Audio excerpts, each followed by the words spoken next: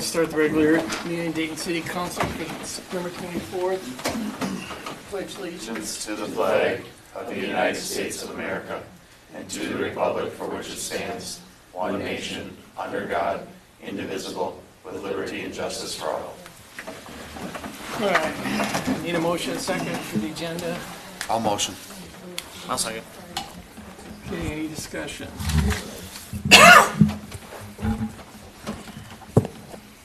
Okay, no discussion. All those in favor say aye. Aye. Aye. All those opposed say no. Agenda carries 5-0. On to consent. I need a motion and a second. I'll make the motion to approve it with, I want some discussion on D, or a question, I guess. Okay, I need a second. I'll second. All right, go ahead, Scott. Gary, the grass rig, that's coming out of public safety dollars, correct? No, so that.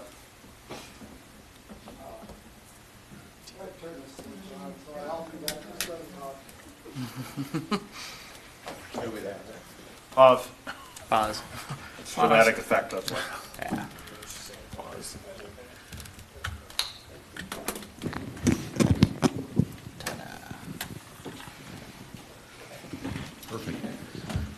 Councilmember Solonic, no, it's just a proposal to look at. I was able to get, we did purchase one truck from the public safety dollars. It's out in the bay here from Buffalo. We were able to get it basically at the same contract price as we would at the state contract. So my request was just to purchase another, being that we have in the capital improvement budget for next year, at the same cost, trying to save some dollars. So the one that we did purchase just recently, that did come from public safety dollars. These dollars are in our capital budget for 2025. So it's just a request. Like I said, we believe that prices are going to increase about 5%, and so therefore that was the request. And this, the one we already purchased, is that going to be a grass rig? The one that we purchased, no, that will be a rescue. So if you recall, in our capital improvement plan, Rescue 11 was slated to be replaced for $450,000. I took that vehicle and I split it into two, so to speak. So we have one grass rig and one rescue. So for $200,000, saving $250,000 for the city. Okay. Oh, correct me if I'm wrong. I think we had a grass rig a while back. We sold that grass rig because it was too heavy to go out on, you know, for like the emergency retrieval. We then bought the side-by-side for that purpose, and I think there's a tank, a grass rig tank on the side-by-side, or there was going to be. Not that you can put out very much fire with, 30, 40, 50 gallons of water, but... Yes, Rescue 22 is designed for search and rescue on the trails, as well as extinguishment of small grass fires. It only carries about 80 gallons of water. Our current grass trucks, or let me rephrase that, our current rescues, which is a rescue and grass truck, they each carry 300 gallons of water. Okay.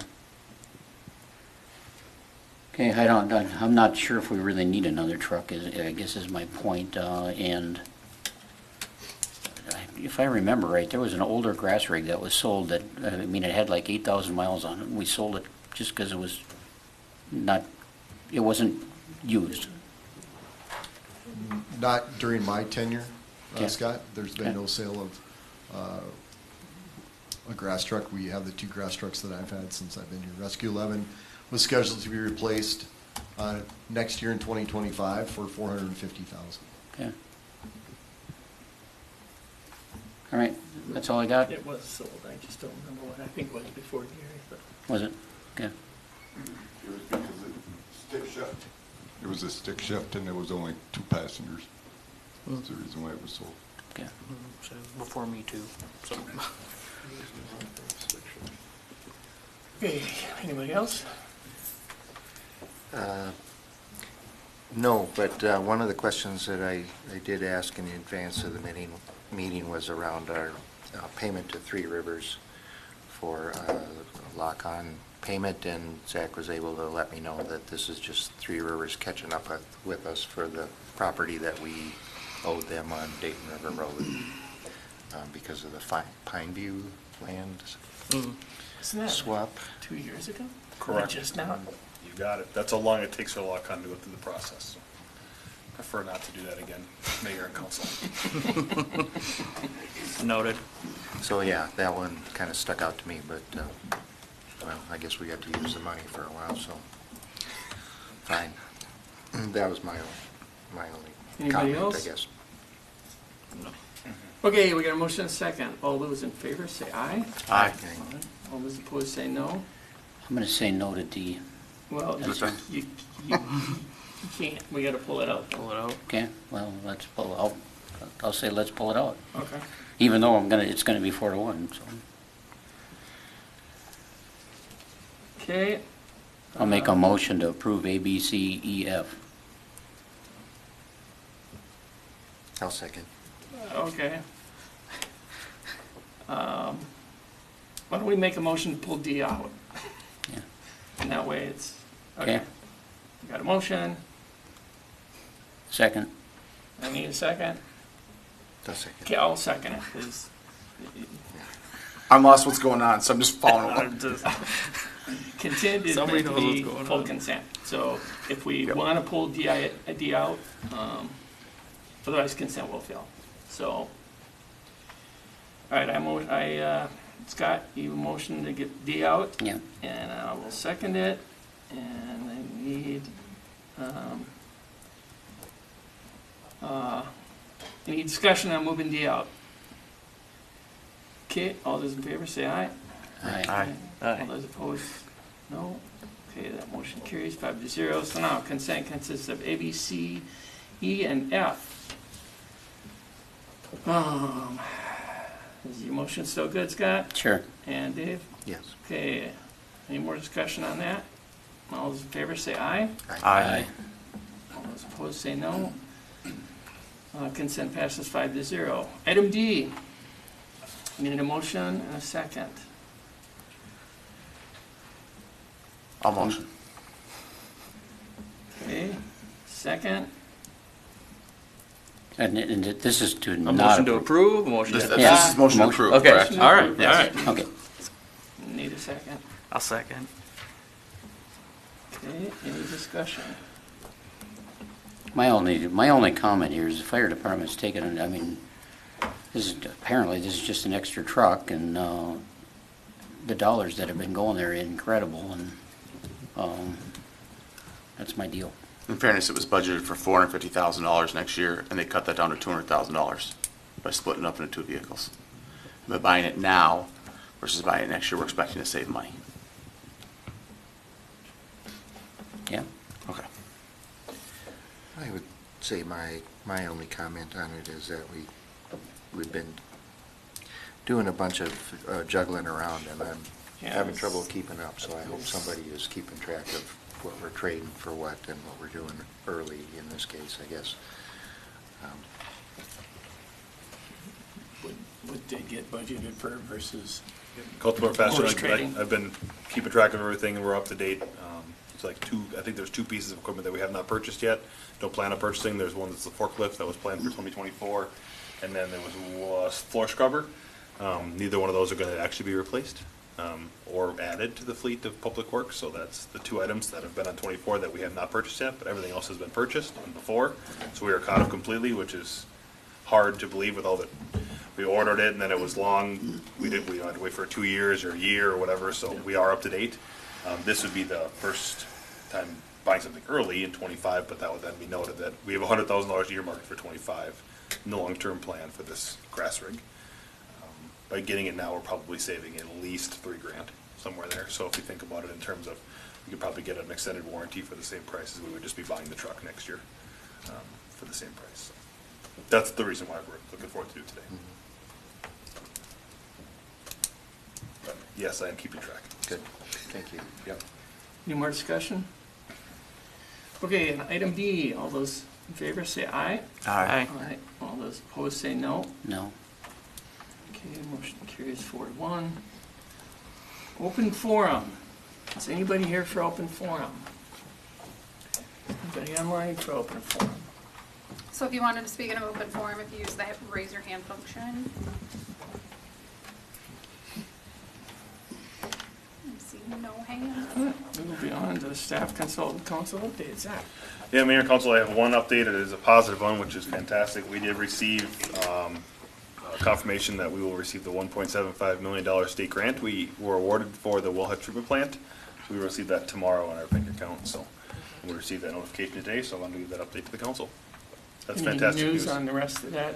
The $4 million federal grant? No, the project. The project overall is, as far as we can get it without without sacrificing the $4 million federal grant. Yeah. At some point, this council and staff may have to decide to move forward with the project, even though we don't really want to. The dollars aren't forfeited necessarily, but they are then utilized, and we have to essentially get reimbursement for water treatment. So treating of the water, so it's like, chlorine and phosphorus and whatever else we put in the water, fluoride or whatever that goes. Is it phosphate, not phosphorus? Polyphosphate. So the cost of actually doing the treatment of the water would then be reimbursed by that grant. So we don't lose the grant, but the grant doesn't come back to us in one lump big sum. It comes back to us over time. We have until 2030 to spend that money. But it was generically written about water treatment, not specifically this wellhead treatment plant. So we're doing our best to keep dollars moving forward, but I feel it's going to take a lot of chemicals to treat $4 million worth of water. Yeah. And this is for Old Town, right? No, this is for the one that's For the currently one that's being built. Yeah, that's on hold currently Okay. with, next to River Hills Park. That is why it is on hold, is just that we're waiting on that $4 million confirmation. So. Hey, let's go Yeah. positive, we got 1.75 million, and it's in the bank, so, thank you. Amy? Just that elections are going on, so absentee started on the 20th. We are definitely busier than the primary or even the presidential primary. So just to let everyone know, on October 18th is when there's the no clawback date, also when direct balloting starts. So if you're interested in coming into City Hall, October 18th up until the day before Election Day, you can stick your ballot directly into the ballot counter. Mayor and Council, I have a few updates. Park Improvements 2024, Paul has pulled together a draft of the timeline for completion of the Park Improvements package and a separate timeline for the bridge installation. I had a couple of questions that I needed to get answered by Paul, so once those are, we've had that discussion, I will make sure you get an accurate timeline probably early next week for the rest of the project. He did do it as a Gantt chart. Water trails, we finally secured the grant funding from NPS. That 100,000 is now available to us, so that's good news. The archaeological study is being conducted this week at LC Stevens Park. They did a walkthrough. They're doing some dig this week. They have found some artifacts, well, not artifacts, some pottery and some glass down there that's of interest to them, but it's not going to cause the site to be preserved as an archaeological site. So I think we're good there. Roads Mill and Overlay Project, a quick update. I spoke with the project manager on site today. They'll be milling through Thursday this week. They'll be paving on Friday and possibly Saturday. I won't know until Thursday if they definitely need to work on Saturday. There was a little bit of confusion with the bus company, I understand, on Monday that they couldn't get through. I did talk with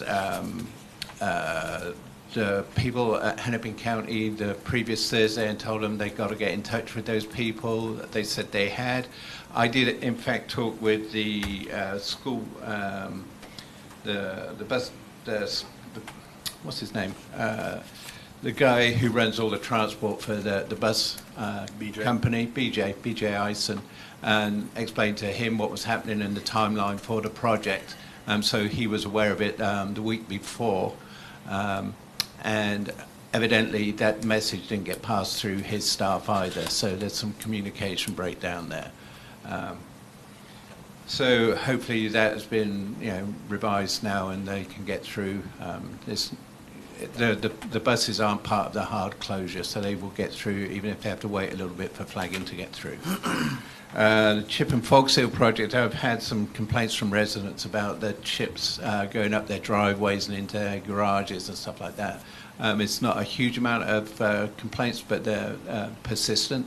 So I've asked the contractor to come out and do another sweep through to try and get the residual amounts off the road. Water, I sent the email to you guys yesterday about well 4 going down. The well drilling company were out today. They've removed all the equipment out of the well. It's now offline. I'm not sure how long it's going to be offline. They're taking the equipment back to their shop so they can pull it apart and see what's causing the problem, the metal shavings that are coming up through the well. I'm not sure what the timeline is going to be on that. Hopefully residents will be able to cut back on their irrigation at this time, just so we can keep ahead of the fire flow requirements from well 2. Is that still under their warranty from last time? I don't believe it is still under warranty. How long did it take them? Oh, go ahead. I will double check on that, but I'm pretty sure that it was a 2-year warranty and that has expired. Mm-hmm. This isn't the first time this has happened, is it, on this well? No, this is similar to what happened before, but until they diagnose it, I'm not going to know exactly what it is. There's several theories about what it could be. It could be we're pulling quite a bit of sand out of that well, so we've got a slower ramp up, and that might be causing some defects in the bearings, if that's what it is. Sediment in. So it might mean that we will have to go and airlift out the remaining sand down there, which could be an expensive project, but we'd have to clean the well hole out itself to get the remaining sand out of there. That I'm not sure where that's coming from. Okay. What's it been, like 26 months, I think, since last time? It's like 2 summers ago. Yeah. It's very close to like 24 2 months. years ago. Yeah, it's 2 years. Okay. On the Gantt charts, will you make sure when you send them to council, you include the Parks Commission in that as well? Yeah, I will. I've got a Parks Commission meeting on Tuesdays, Perfect. so I will get them to you guys and get them to the Parks Commission at the same time. Good evening, Mayor and members of council. Sunday, October 6th is our open house here at Station 2 from 11 to 2, so we invite everyone to come on out, enjoy the different activities that we're going to have. Evening, Mayor and members of council. Just to let you know, we have 3 trainings coming up. First responder, October 2nd. We have our firearms qualification this Wednesday. And then our department meeting on October 14th. So it'll be a busy couple weeks. We might be a little short-staffed, so priority calls will be handled. Non-priority might be put on hold during the trainings. Nothing. Just an update regarding the parking lot back at Central Park here. They did push the start date to October 7th for that, so it's out a week beyond what was anticipated. Substantial completion is still November 8th, and the contractor is confident they can still meet that date. Are they confident they're going to start when they say they're going to start this time? I hope so. Okay. They're hung up on a MnDOT job is what I'm told, and they're trying to get over here. Scott? I don't believe I have anything. Travis? Pass. Nothing for me. I had a couple things. One is I wanted to thank Public Works, Fire Department, Police Department for coming out with the Heritage Days and helping out. It was a success, and there was a lot of community fun. So, and probably too much beer being sold. Second question I had was the question we had the last time on the budget. There was some discussion as to whether those full-time firefighters were going to be effectively free or not. Correct. Did that get resolved? We are waiting for confirmation, but we are Pretty sure. very sure of the fact that, yes, they will be covered and there will be a benefit for us to have them internally because of the fact that we can use those dollars to offset retirement for our current full-time department. So it would actually be a positive Correct. dollar flow. Because we are Okay. not foregoing all of the state aid dollars to the fire relief, we would be retaining that as a city. Okay, well, that's good news. We will we are still waiting for the Department of Revenue, Minnesota Department of Revenue. Chief has reached out to them, and waiting for a in-writing return. We've heard in verbal, but we want it in writing Yeah, that's before we always good. can confirm anything. So that's what we're waiting for. Cool, Yeah, okay. good. Dave? Yeah, nothing from me. I just wanted to thank Zach for inviting us to the police, the fire benefit dinner, and the firefighters for having us out. So that was a lot of fun on Friday nights. Thank you for that.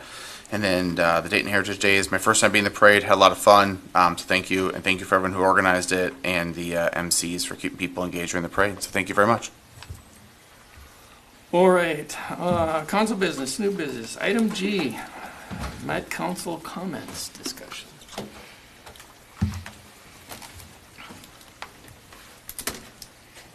Thank you, Mr. Mayor. So, as the council is aware, we're gearing up for our next comprehensive plan meeting. Let's see. Back up a little bit. So, Do our best to see that. Yeah. One screen away over there. Trying my best. oh yeah, that one doesn't work. Okay, well, this is going to change everything. Yeah.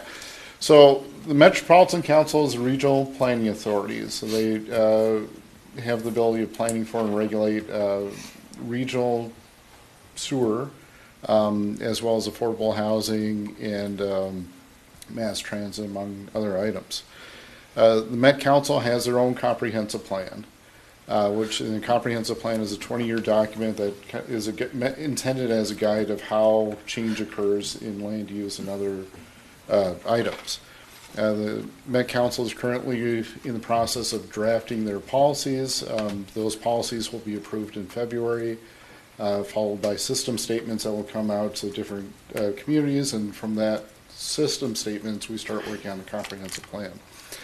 So right now with the draft policy statements that came out in the middle of August, there's a public comment period that runs until October 7th. The Met Council has a public hearing tomorrow night, and I guess my question for the council, and what I'll do is briefly go over significant changes to the policy statements that would affect Dayton, and then asking if you have any comments that you would like to submit to the Met Council. My original intent was to get this to the Met Council for tomorrow's public hearing at the Met Council. I'm going to anticipate that you would like a little bit more information, and that we would submit something prior to October 7th, which gives us about a week and a half or so. So, significant changes. So, if you can see the screen here up in the top left corner, different communities are designated a type of community. So, in Dayton's case, we are designated a suburban edge community, which means that we're required to plan for 4 housing units per acre. This is a change from 10 years ago where the threshold was between 3 and 5 units per acre. So the intent is that we would have more density and more likely smaller lots.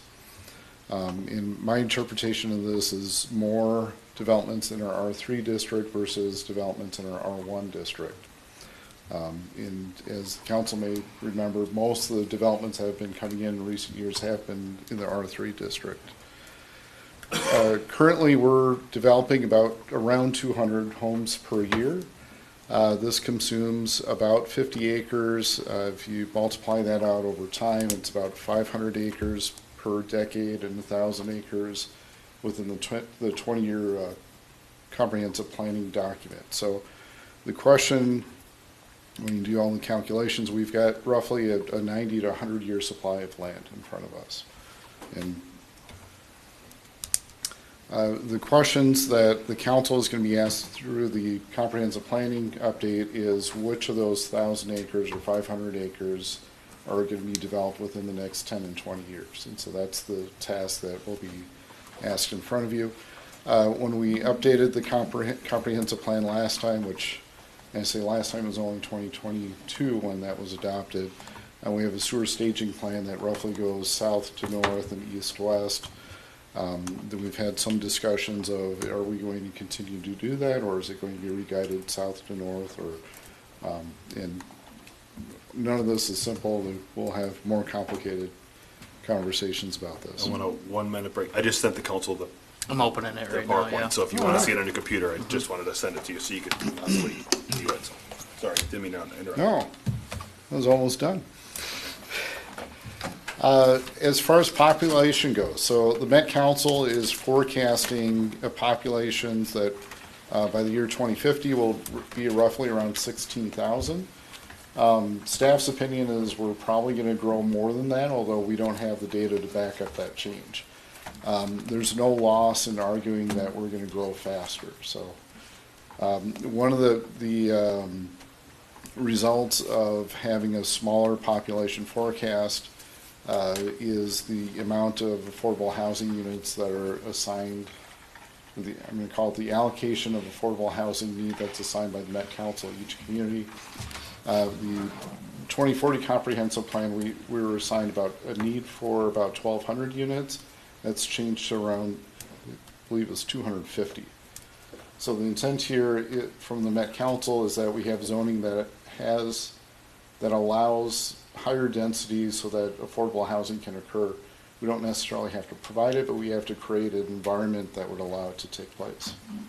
It's a lot easier to do 250 than it is to do 1,200. What else?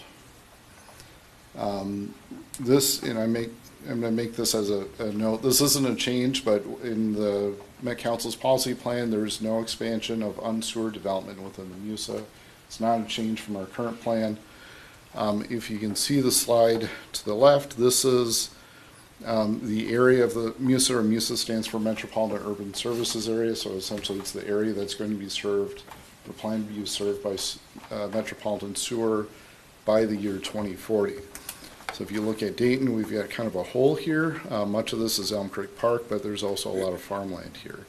The different shades represent which decade sewer would be extended. So if you look around Dayton, sewer is planned all around us, and that is why Dayton is planned to be entirely sewered at some point in the future, but not necessarily by the year 2050. Well, in this case, it's 2040. Housing I'd mentioned, one of the goals of the Met Council is to have, I'm going to read this, as sufficient land at a density of 10 to 12 units per acre to meet the city's allocation for affordable housing. I'm anticipating that much of this is probably going to be met in the discussions that we've had with the master plan. So the master plan, which will have an open house October 15th, the intention is to create, I'm going to refer to it as a new city center or a new downtown area that has enough rooftops to support the retail that our residents would like. Okay, what else? So thoughts, and this is pieced together of comments that I've heard from the council, is that there's a desire to have more rural development. And I'm defining that and trying to fit that within Met Council's parameters as less than 10 acres, but more than a quarter-acre lot. The way I think this is going to be framed is by allowing an average density of 4 homes per 40 acres. That does not necessarily mean 10-acre lots, but it means the same density as 4 homes per 40 acres. There's quite, I'm starting to run out of slides, so if anyone has questions. Yeah. In previous. I did have a question. Sure. So we're classified suburban edge. My understanding is they're knocking those classifications down. We are suburban edge currently. Yep. Emerging suburban edge. Emerge, yes, they took one of the words out. Right. Yeah, so, okay. So And the, those are immutable. We can't adjust those. We can't have any say in those, right? we can ask, but Oh. it's the Met Council's decision. So this lower, the map on the lower left is of other communities that are also classified as suburban edge. So we have Ramsey, the Eastern, Rogers, and Maple Grove as examples.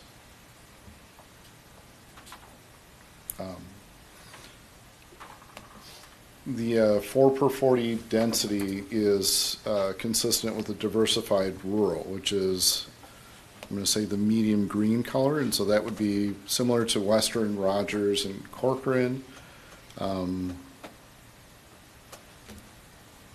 as well as a portion of Hanover. So that would be the next communities that are west of us. Did we ever get confirmation from them about that meeting, about that, basically, that question? Not yet. So I have talked to the Met Council staff. They're well aware that we're waiting for this response from them. Can you refresh me what question you're referring to? During the meeting with the Met Council, there was discussion as to how what the split can be of properties that are still guided forward for low density, but we would do something within the meantime. And the discussion kind of stumbled into acreage per house. And there was some questions about that, so. The one thing that I'd like them to look at too would be, we have Three Rivers Park District that's constantly buying more land in the city, which is, I'm not gonna say is either a good thing or a bad thing, it's just happening, right? We know they have this idea for having this green corridor along the river, which is happening. I wanna make sure that's not gonna work against us, because I think, Zach, when I asked you about this, you had said that last time we talked to them, they said that we still had to include that in our densities, and so I would, they need to take a look at that, because it's not fair to hold it against us that another entity that we have no control over is buying up land for the strict purpose of not developing it ever. So we can continuously guide it whatever we want, but there's never going to be anything there. And so if they want real numbers, then they should really take the time and say, okay, we need to be able to remove that land from what we're doing. Otherwise, they're never going to get the numbers that we want, because we're just going to zone it. That is real moved. So, I don't know what the new stuff is being, like, Yeah, so like, when they're purchasing property, like the Elm Creek Park Reserve is removed, because that's been there forever. But the new stuff, I don't know if they're classifying it, because it's not technically part of Elm Creek Park Reserve. It's a different government unit. it's taken out. So It is? the density is Okay. based on Yeah, it's- net acreage. Okay. Net acreage is, the gross acres minus any water body, wetlands, public lands or public easements, and arterial roads. Okay, thank you. I did ask them and they said yes, so that's why I was. Isn't a lot of it out of the calculation already because it's guided as unsewered forever? Oh, some of it's yeah. Some of already, it will be, yeah. Yeah. The ones along the river. Yeah, and that's what they're buying up. Yeah, for now. Right. Well, good, I'm glad to hear that they aren't, because that's different than we talked about before, so that is good to know that they aren't including that in the calculation, because that isn't good. Have you gotten to the, well, I don't know if you're gonna talk about this, but the whole concept of an interim use, what did they call it? Interim land use, and I Yes. want so as a planner, there's a whole difference between an interim use permit and just an interim use. So no, I'm thinking that's a newer term that I've not heard before. So I'm expecting an explanation that will come out in the Met Council's response. So just for clarity, as part of the discussion that staff had with the Met Council was if the Met Council would allow us to have 4/40 density, and with the assumption that those 4 homes would be an interim use. So you're going to have, Yes. whether it's an 8-acre or 12-acre lot, that at some point when sewer gets available, that property is going to be developed further. And the regulations that the city creates is not going to prohibit that from being developed. But development might occur in decades from now. Okay. So one thing I was going to mention in trying to get a little bit prepped for this, they do have an online tool for submitting comments. Yes. It's sort of in a survey form, Yep. but there's still room for you to add text to your comments, and so I was doing that. So some of my comments were already submitted. That's perfect. You're ahead of me. And I guess the flavor of what I was saying is that I'm objecting to their increase in density that they're proposing for us, and primarily because it's inconsistent with several of their land use objectives. Objective 2 and Objective 4 specifically speak to placing transit in areas well-served by transit, bicycle, and pedestrian infrastructure. I'd like to know where that is in Dayton. It's nowhere. Right. So that's inconsistent, and also as it relates to Objective 4, where they talk about protecting, restoring, and enhancing natural systems at all scale, including reducing impervious surfaces, which I think is also inconsistent with higher density. So I flavored my comments kind of around those things so far. So I guess a question for you is, would you like me to draft comments for the council's review, or would you like to have a separate discussion to look at everything? Like, either I can try to do the work for you, and you can just review it individually, or we can talk about this in a larger session. I would, personally, I think we should talk about it more, because I'm sure I'm not coming up with everything that is inconsistent on my own here, and I think that as a group we can probably do a better job of it. There are probably more topics than what you get through today. So I'm not sure when we'll have time to do that, but maybe what. Oh, that's true. October 7th, right? We might be able to do that at the planning commission meeting. You know, they might have some good input too. And we can just post that there may be a quorum of council members attending. Yeah, sure. Okay. We can do that, otherwise, we can motionally send something out in an email or something in an email form and respond back to that if you have any additional comments, questions. We'll do our best to address as many comments and questions as we can that we've heard, so. Yeah. But there is no council meeting between now and October 7th, Right, so that's right. why it's simple. Yeah. My Rushed. comment would be, when Met Council was brought into this deal, there was an agreement made with the city of Dayton and Met Council, correct? Yes. So now all of a sudden, they want to change that agreement, and apparently we don't have a whole lot to say about it. However, they're calling us suburban edge. Why can't we go to them and say, hey, because of this other agreement, we want to be rural center? So we keep our 3 units per acre.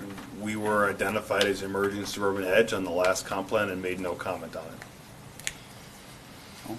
So in 2015, when the last comp plan was coming around, there was no comment addressing that, your exact comment.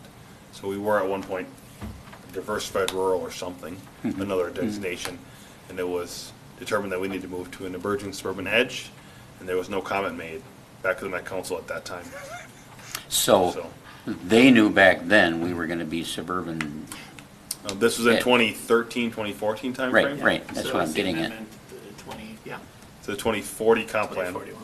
the one that we're operating in currently. Right. There was an amendment made to that one when they were doing the exact same process they're doing now for the 2050 comp plan. There was no comment made by Dayton at that time to stay as diversified rural, so they made the adjustment in the 2040 comp plan. And per Met Council's rules, you can't go backwards, or it is very, very difficult to go backwards from where you are. Well, let's make our own rule. I mean, My guess is. That's what you can't argue with it, but I'm just saying. My guess is Anyway. their agreement is you will just follow what we're telling you. Still Oh. right. Yeah. well, I don't know when that agreement you're referring to. they're not paying the taxes, Public right? law. Yeah, that was, but- It was basically when we brought them in, Yeah. 2000, when was that, 6, 5? Somewhere in that. So at that time, we might have been classified as diversified rural. When they made the adjustment and change in 2013 or 2014 or whatever, and we made no argument against it, they moved us and reclassified us. I think they probably notified us at that time, but I don't know. I wasn't part of staff, so. Do we have any idea, or Amy or anybody, if we can do diddly about this in court? I can't imagine anybody wants to do with the 4. I mean, Lake Elmo has, and it didn't work. What's that? Oh, but Lake Elmo, yeah, that was a much bigger deal That was than a that. I know. totally different deal. Oak Grove's beat them on a couple things. I guess I'm specifically looking at Densities. the change to the 4, the what do they call it? They call it Interim use. interim Interim use land use or plan. something? Yeah.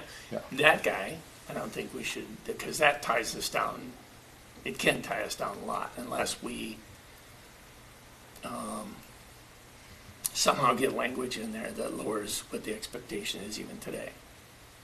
Because if we say we're going to go to 40 an acre in there, we can't ever change that for anywhere without a comp plan amendment, and they're not going to okay it a comp plan amendment. So I'm just saying that that's a new section in the comp plan. I don't know. There's just a few things in here that I'd like to find out if we can do anything about.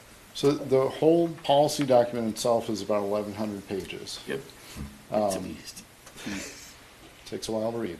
So if you'd like, I can send you, try to find shorter summaries of each section, and if you would like to submit comments, I'll put this on the Plan Commission's agenda for next week, and you can kind of go over what comments there are. So I'm hoping that the Plan Commission will have a light agenda. Yeah, I definitely want to hear what the planning commission has to say. I value their input. I think we're all in agreement that the 4 per acre is not what any of us want. I mean, we're 3 per acre is what we're dealing with now, and we're not super happy about that in a lot of cases. And so, being forced to move to 4, I don't think I'm speaking for anyone, is not what we're looking for at all. No. So it's moving the wrong direction. I think, yeah. From there, I think once you get planning commissions, if you want to send out a recap, we can review it and get it back to you. Okay. Other comments? Okay. And that's only because I don't know when we're going to have time for a meeting between now Yeah. and that time. And so, Yeah. well, I would have loved to meet about it. I'm just being cognizant of time. And so I think it's something we can do via email. And once you send the email out, if we get back to you within a day or two, it should be fine, right? Yep. Does it have any more weight if we send it, as a city versus us doing it individually? I think so. I mean, yeah, the assumption is when you're sending it individually, you're representing yourself, not the whole council. It does, Yeah. but when you create your user ID, it does require you to identify yourself as a city council member. There's some weight to it, so, yeah. So, I mean, I wasn't doing it anonymously, but it did ask me if I had an affiliation with, Yep. from a drop-down menu, and city council was one of them. So I am identified for my comments as being a council member. As council member, okay. Wow, But can we do just both? collectively, if we? I don't think you can. I think actually if you don't select that you're on the council, it ends the survey for you. You can't go any further. Oh, this is, like, anyone can submit comments Okay. on this. But what I was saying is does it hurt us if we do it as a city and then do it individually as well? Like, is that, there's no downside to that, is there? I certainly wouldn't think so. I wouldn't think so either. We should No, do both. So as a city, it would be staff that's entering it, and you all that are standing behind me telling me what to write. Yeah.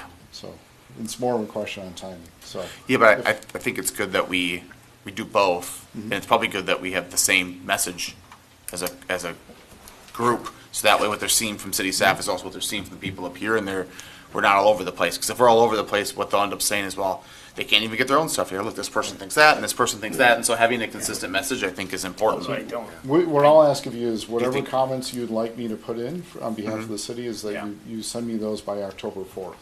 Yeah. Got it. Yeah, I was just gonna say that, I suspect not only are the 5 of us probably aligned, but every third tier suburb Yeah. Yeah. is on the same page.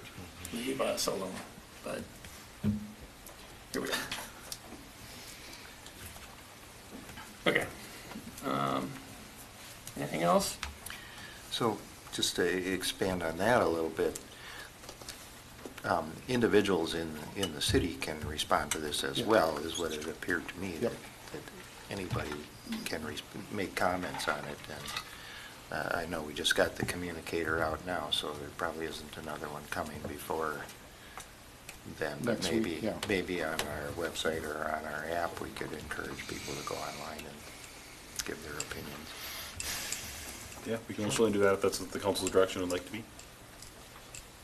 I agree with that. Yeah. Okay.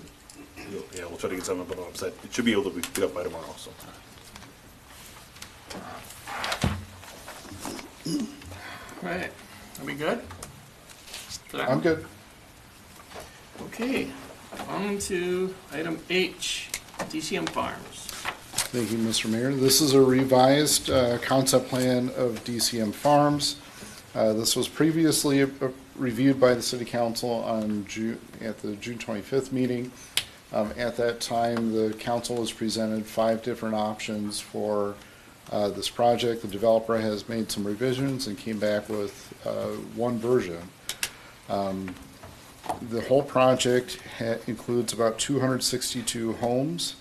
It's 59 single-family homes and 203 detached townhomes. There's, what is there, 6 different product types, I believe. I got a good head on. So the intention here is to have some discussion with the council on if there's any changes that you would like. The Plan Commission did review this at this past month meeting and had a number of comments. It's hard to see. I've tried to kind of draw what those comments were on this map as far as realigning roadways and changing the lot layout of putting single family in some areas where there was previously detached townhomes, and as well as a discussion of allowing for apartments in case there's too much commercial retail. So this is kind of a very quick and dirty summary of Plan Commission comments. I think one other item is the commission had recommended opening up along the roadways, opening up the view of different stormwater ponds, so that as you're driving down the street, you can kind of see the open space that are between the housing developments. One note on, or one big change, if you remember, in the 5 concept plans that were submitted, one of them had apartments here. That was taken away and replaced with detached townhomes. These are, I believe, mostly 40-foot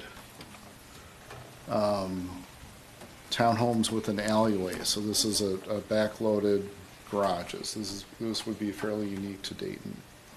But the developer is here to answer any questions. John, could you back up a little bit what you were just talking about? Where were you at? And Oh, say that sorry. again? So in one of the 5 concept plans, there was an option of having all apartments, and that's been removed and then replaced with townhomes. Oh, on the top right. Okay. Yeah, the northwest corner. And then this block, this is an alleyway where there would be backloaded garages. So along the, this is what these homes would look like. So driving down the street, the garages are on the back side of the house rather than the front. Also, as far as elevation plans go, and I know this is hard for everyone to read, these would be the elevations for 40-foot, 45-foot lots, 55-foot lots, and then back to 40 again.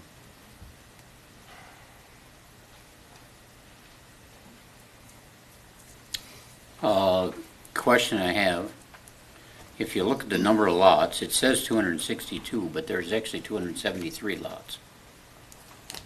So does that mean there's going to be some lots there that are not built on?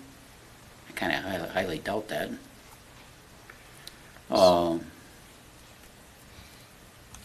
And I personally just don't like I mean, this whole development is under 50-foot frontage. I don't like it, personally. It's a fire department's nightmare. 5-foot setbacks, I mean, houses 10 feet apart, I am not there. If I could have my way, I'd be 30 or 40 feet apart, but I can't. I'm one guy. I don't like all the villas, number one. I mean, it's way over the 30%. And where a lot of those were, originally there was a plan with apartments, is that correct? Yes, in I the don't like northwest apartments either. area. Well, yeah, I get that, and I don't disagree, it's just, here we are. Yep. I mean, what we're doing is we're cramming them in as tight as we can to get as much value out of I get that, I understand it, it's business. I'm not downsizing you, Tom. But this is just not what I would prefer to build, I guess, me personally. No, I'm not gonna be here forever, but at least until 2026. The whole retail area, I mean, I like it. I mean, I think that adds a lot of pizzazz. So, I mean, I'd take that piece of it with 20 or 30 less homes and make them bigger. I personally don't care the cost. It doesn't bother me at all. And it should You back up can't a buy little it, you just work a couple more years longer. So as a concept plan, the intent is to get individual comments Yep. from all the council Mhm. members. Yep. There's no That's where I formal, no formal approval or denial. Yep. Forgot to mention that. So, John, the drawing that you had up there a few minutes ago on page 48, yeah. Where did that access come from? On the yellow, The top, right? the southeast, that Isn't that because T. they wanted to move the, So the intention here is to align intersections. So the original concept plan, it was offset. Yeah, that. Talking about the access talking behind about- those homes? Yeah, that, So there has been discussion with those homeowners about allowing an easement possibly. Again, not a connection, just an easement long-term so that they would be able to have a connection if they ever needed to not have so this access is, off of Fernbrook. And that was intended to go straight down to 114th as it realigned. So basically, directly behind the homes would be basically an alleyway that they would be able to access versus having to go onto Fernbrook and accessing directly. But because of the fact we don't want to have a connection point that close to the intersection, we essentially, the planning submission comment was to do it there. Not saying, the developer has offered that to say that I will provide an easement there, so you could do that whenever you want to, but it's an actual connection there. Would be the tough part about getting them in and out if it was that close to that intersection. Okay. That's the only concern. so that's Yeah, really they're not gonna just, change their garages to make this work for them. I mean, this is just. I mean, they could, like I I said. understand that, It's just. but No, at a certain huge dollar amount. You got it. Yep. There's cost to each one of those things, but yeah, again, the developer has allowed. It said that they would Yep. do an easement, Okay. and then Yeah. this is the planning commission's comment of how to, instead of having an easement directly straight up and down, they just have basically It was stub. a little stub easement. Stub. Yeah. Okay, Whether that's that big or that small, it could be smaller. yeah, but it's basically just easement or right away, it's not Oh, paved. yes, correct. It's just to allow an access point long Open term. area, yeah. So that those homes can stay there, and if they can't allow or won't want access onto Fernbrook, again, that's up to the homeowners, not up to us. and to move the access further away from You Fernbrook, got so it. that way you have more room Yeah. when you're coming in, so you don't turn in, someone comes in behind you, trying to take a right turn, you slow down, you get rear-ended. You got it. So it's Yeah, a, at the commission's. That was what I got from the commission. Conversation. So, I mean, this was one commissioner's comment of the intention that at some point those homes would redevelop. Yeah. And so that stub would become, rather than an alleyway, would come in and then have a cul-de-sac. The only advantage I see about that alleyway is if you could get the post office to put the mailbox over there. Otherwise, there's just nothing. There's no benefit to them. well, even It if you gets- don't, even do the alleyway now, you could put a walking path I was gonna there. say, it Yeah. could just stay grass for, I mean, the curb would just go along The there. intent was to allow, It'd just at be least at a access, minimum, yeah. allow sewer there, right? Right. Sewer access. Yeah, so Yeah. in that easement, there will be allowed a sewer and a water access to get sewer and water to those homes. Yeah. Okay. You come up, and Sure. Yeah, you might as well Sure. come get, on up. you come eventually.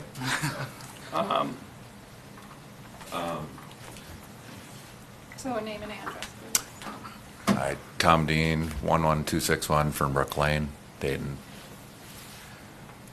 So, I think this drawing here was based off of comments from the Planning Commission. Commission. And it had a lot of very good conversation.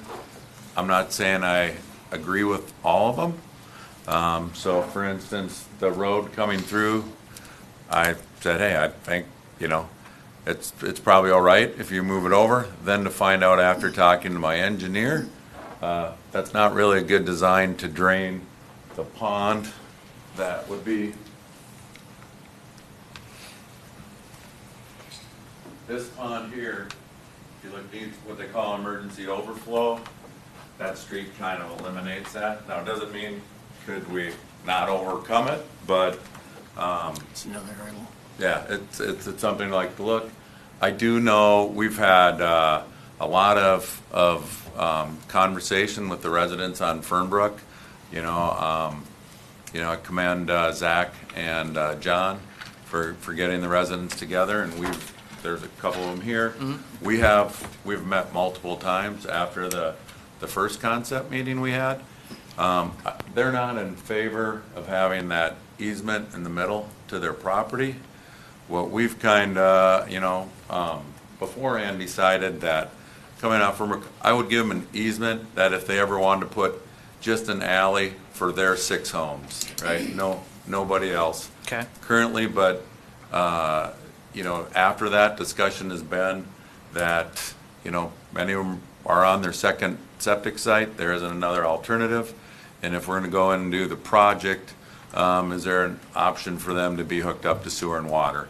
Not all of them need it now, but I think they all understood that it does make long-term sense to do that. So if they did that, at least that would be taken care of for them. A couple of them have young families. It doesn't even matter the age. Was to move that walking path adjacent to their lots. Although they did, want some extra buffering. They did, hope to have the 65-foot wide lots along there, just so, it kind of blends a little closer to their homes. And I think it just gives them an option to who knows what happens with the county down the road. Would they do something by their house? Is it nothing? But they would have an option that they could put an alley in. I don't think any of them are looking to do that immediately. Leave their driveway where it is. And maybe right now traffic's pretty fast. If we put a roundabout there, nobody's driving 60 by their house, Yeah. And so maybe access on and off the road would be easier. So it was kind of looked at as that just it's an option, and maybe those homes don't ever change, but it'd be foolish not to at least to look to bring them sewer water and at least give them some ability to get access off the road down, in the future if they desired, and that would really be their choice. I don't want to force anything on them. Right. Are you able to help, I don't know if they want this, help get their mailboxes off of that road and into your development instead, so that way they don't have to cross the road? I don't know if that's if something they want or not, but I know we've heard in the past, crossing that road to get the mail is a big to-do. Do you have to cross the road currently already? Okay, That's all not- right. yeah, I was gonna say, parts? I think yours is already That's- over on your yeah. side, right? Oh, okay. Yeah, I mean, Never mind. sure, all the new neighborhoods have joint mailboxes, but it would Yeah. be quite a bit further walk. Long Yeah. walk for them. Yeah, so we hadn't had that discussion. Okay. So, No, if they're not crossing the road, then it's not an issue. No, Yeah. yeah, right. We've just heard that people on Fernbrook, Yeah. and I don't apologize, I don't know exactly what your mailboxes are, so. Okay. so, People down south that are not. Right. Perfect. so I think then it would go to housing, stock. At first, been hearing, hey, I haven't been here listening, right? You want to figure out how you can get density to the south to save it to the north. I came the first meeting and said, proposed an apartment. I really have zero desire to do an apartment. I don't build apartments, but if you wanted to look at the concept, there it was, right?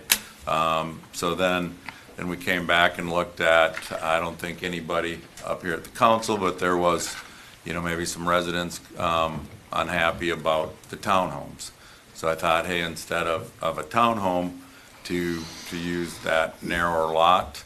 And I think actually looking after, I drove past up to, what is that, Zachary, on your way over to Costco, and looked at that house and said, hey, maybe up on that northeast, corner, that would, you get nice looking houses on Fernbrook, not just garages, and do the alley load. And so we presented that.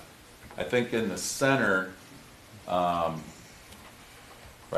in the middle, you got the alley. There'd be on the outside, obviously, maybe some houses that wouldn't have facing behind an alley, but at least all the views off of Fernbrook, the heavily traveled road, would be that alley load, and it kind of seemed to fit in there pretty nice.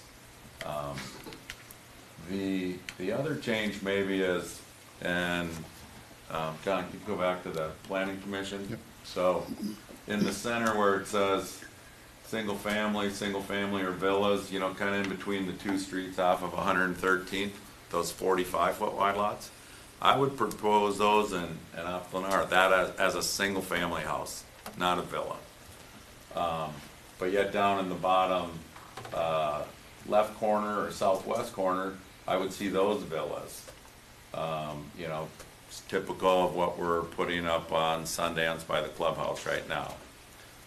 And then maybe some of the other 55s are a single family home. Just doing that over the 65s is a way to get density and I think, you know, if you have all those homes, you know, the townhomes, you have at least 4 houses that the same color, you know, they're all the same here. You're gonna have 4 that are different. You do get a little space in between. So, you know, that's just really I'm looking for your comment, you know, and I guess that's where the concept plan, if it doesn't agree, then you know, we look at something different. But it kind of seemed odd as it didn't, you know, like you know, there was some planning commission members that didn't prefer the 45s, wanted to see that center 65s, but then wanted an apartment building, you know. So it seems kind of like, well, I want more density, but I don't want more density. It's right across from the street. What is the density here? Do we know yet? I don't know. It's about 2.9, I thought. And I think it's 3.2 if you're, because we remove the commercial piece and not considering any apartment, you know, so 91 acres, but it'd really be 81, maybe it's about 88. So you're getting into that, you know, just slightly over 3. I guess the one thing for at least me as the developer, I would prefer to, you know, obviously to come back on the commercial area, you know, I do think, you know, gas station of you know, Quick Trips, Bill Superette, something that offers a lot of grocery, you know, the conveniences would make sense there. I think at daycare, those are 2 buildings, you know, properties that I do think make sense for that area.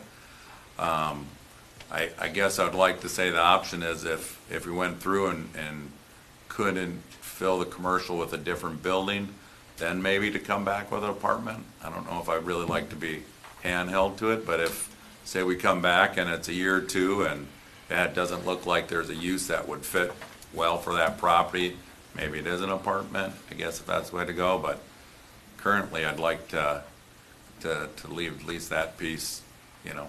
I guess I'm not saying that I'm against it, but I'm just leave it optional, flexible. Yeah. So you're talking about right behind the Country Manor. Kind of the commercial location is, yeah. Really my dad's house, kind of in the Yeah. manor there, yeah. So for me, just a couple of comments. I much prefer the villas to the idea of putting apartments in there. I think that you get some density that way. I kind of like the way they look. If we're going for density, I don't think that's a bad look. And so I like the way that you got that northeast corner now versus what was in the earlier concept plan with the potential for an apartment there. I thought the alley was a good idea, but here maybe it's not as important, so I'm not sure where to land on that. You know, it seemed to me like it made sense to get some of the existing residents and other out rather than jumping onto Fernbrook. But I agree, the roundabout, if that goes, that will slow things down, especially right through there. That would make it easier to get in and out. The other thing I wanted to comment on, and now I'm making too many messy notes here. Where do we go with this? Well, I'll find it and we can come back to me. So one other note too is I would, you know, similar to across the street, all the, you know, I know the city ordinance is front elevation, LP or hardy siding. This would require 4-sided architecture and 4-sided LP or hardy. Yeah, I remember that coming up at the planning commission. I like that idea. And obviously, probably a lot more, you know, more thorough landscape plan and all that, but I think just in the concept, it would be, you know, to, you know, set, doing that, and you say you wanted all 65s, then we really wasted all that time. But I do know the architecture, no matter what goes up there, you know, we'll want a little bit more rigid standard than what the city's code is. Yeah, the other piece that I did want to mention was around the commercial area, and I think there were some comments at the planning commission that they didn't like the sort of country style to the concept that was in there. I know it was a quick trip that was shown in the pictures that we've got, and that's not necessarily the case, but for me personally, I thought that was sort of honoring the history of the area a little bit, and I thought it made for a good look. And I think the architecture is probably more of, you know, brick all around it, maybe not a farm-looking building, but do you have in the center, you know, is it that old farm tractor? Is it, you know, a combination of each, you know? I think would tie nice. But I think also look at maybe just the architecture to go long-term, you know, what would it be, so. I like the nod to, sorry, you don't. Yeah. I like the nod to the farming piece and what was there. I think it's a good thing. The roundabout, I think, is great. I think it's going to help that road a lot, and I think it's one of the, there's a lot of great features. I think it's one of the top features of this whole project, in my opinion, because I think it's well needed. On the commercial space, I like that there's a Plan B option, which what I watched the Planning Commission took away from is like, hey, if you can fill it off commercial, fantastic. No one's going to be upset about it.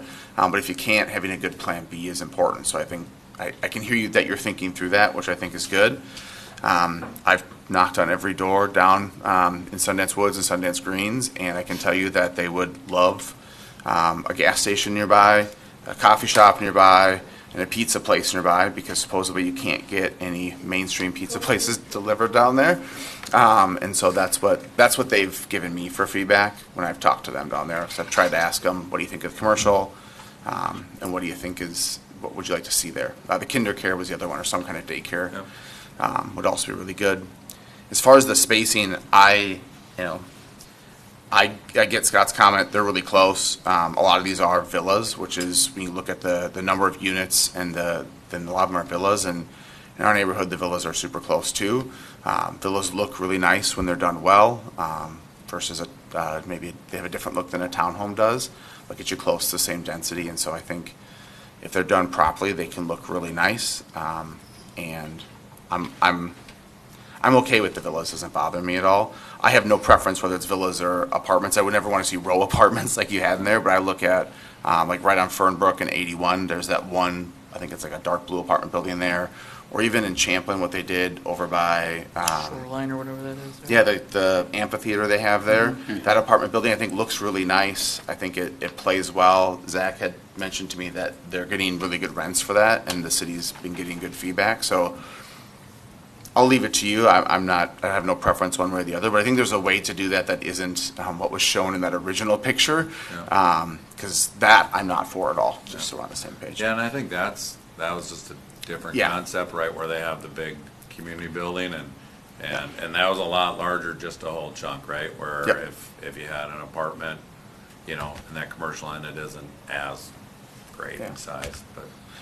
I think if you're going to do apartment, I think it makes more sense to do it on the south side near the commercial, because especially if you can get some sort of small grocery store that's like a Jensen's Foods like they have in Champlin, or it's a Hill Super Red or whatever, gets everything within walking distance, right? So you want those people to be within walking distance of that.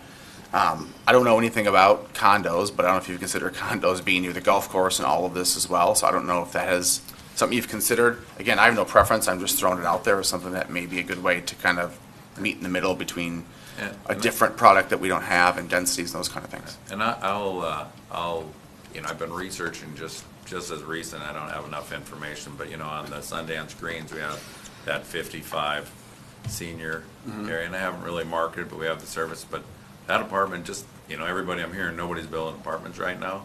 But one of my thoughts as I'm researching to come back to you was a 55 plus like a condo, you know, where you have ownership in it.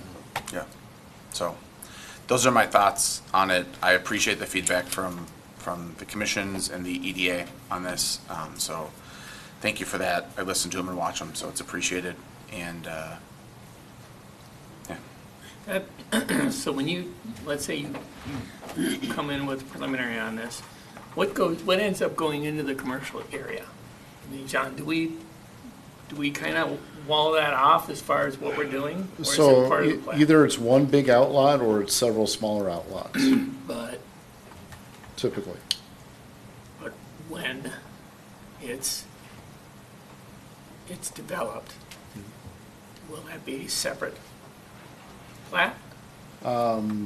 So it would be in addition onto this plat. So, Okay.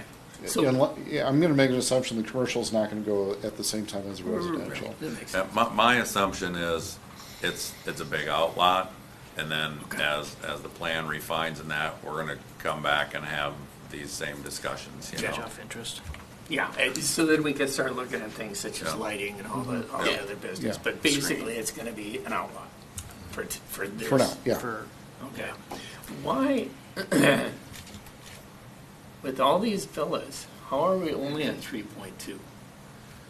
I mean, I'm just, I was just taking roughly, you know, if you took, I guess I didn't recount the number, Scott, but I was just saying roughly 265 divided by, 90, that doesn't even, I think I did 83, 84, you know. It doesn't, they say the commercial area is 10 acres, but there's already like 2 something from Sundance Greens that was asked to be left commercial, so I think out of 81, and I don't have the math, actually, when I seen these numbers, I just was doing it right here in the room. Sure. And so, I think it's roughly, even if you took 270 times, 88 off that, what, 83, 83, 84 acres, whatever that would roll into. It says right in here that the gross density is 2.9. No, maybe that's a typo, but That's, Yes. but what matters that- is the net density, and we don't know what Okay. that is. Okay. So, yeah, so Mayor and Council, the gross density includes everything, like stormwater ponds, roads, and everything. So that's why it's Okay. at 2.9. When you actually do net density, you remove the roads, you remove the stormwater ponding, Okay. so it'll make it, I'm going to guess it's probably around 3.8, 3.7. I was gonna say. So I didn't know That's- you had to remove that, I didn't know that Yeah, if you pull out the calculation. ponding, then. Correct. That's Because that's huge. not, it's net density that we have to go off So- of, not gross So density. here's my other deal with the density. I think, at least my thinking was that if we could build some of this density in the south, we could bank it, so to speak. But it's very clear from what the Met Council is doing is there's no banking. They're not gonna give you, they're not gonna, so we will be stuck with this 4 per acre unless we fight it, but regardless of what we do anywhere else. Yeah, so the And Met they're gonna- Council's intent is that we're planning it in a 10-year That window. was the other thing that and I don't know that everybody caught that, but it's no longer a 40-year plan. It's a 10-year plan, really. Correct. Because you have to balance the densities in that decade. Right, And it correct. used to be, you could put apartments on acres. That's because they got burned by other cities, right? That said they do that and they Correct. never did it, and so now they're like, nope, it's got to happen within the decade, so they can hold them more accountable here. And that's just, so. You are correct, Mayor, that is now switching from being a total plan to being a 10-year decade plan, and we have to balance the densities out within that decade frame, which means, you cannot put apartment buildings in 2050, but yet have low density currently in 2030 or something.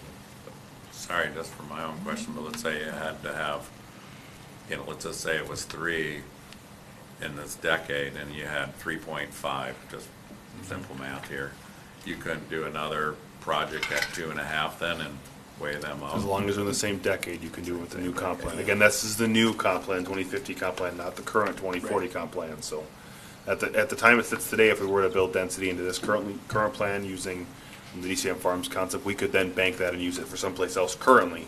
We just couldn't do it in the 2050 plan once that becomes effective. Does that make sense? Yeah. So today it works, in 5 years it 5 doesn't. years now. That's correct. 5-ish years, whenever we adopt the plan.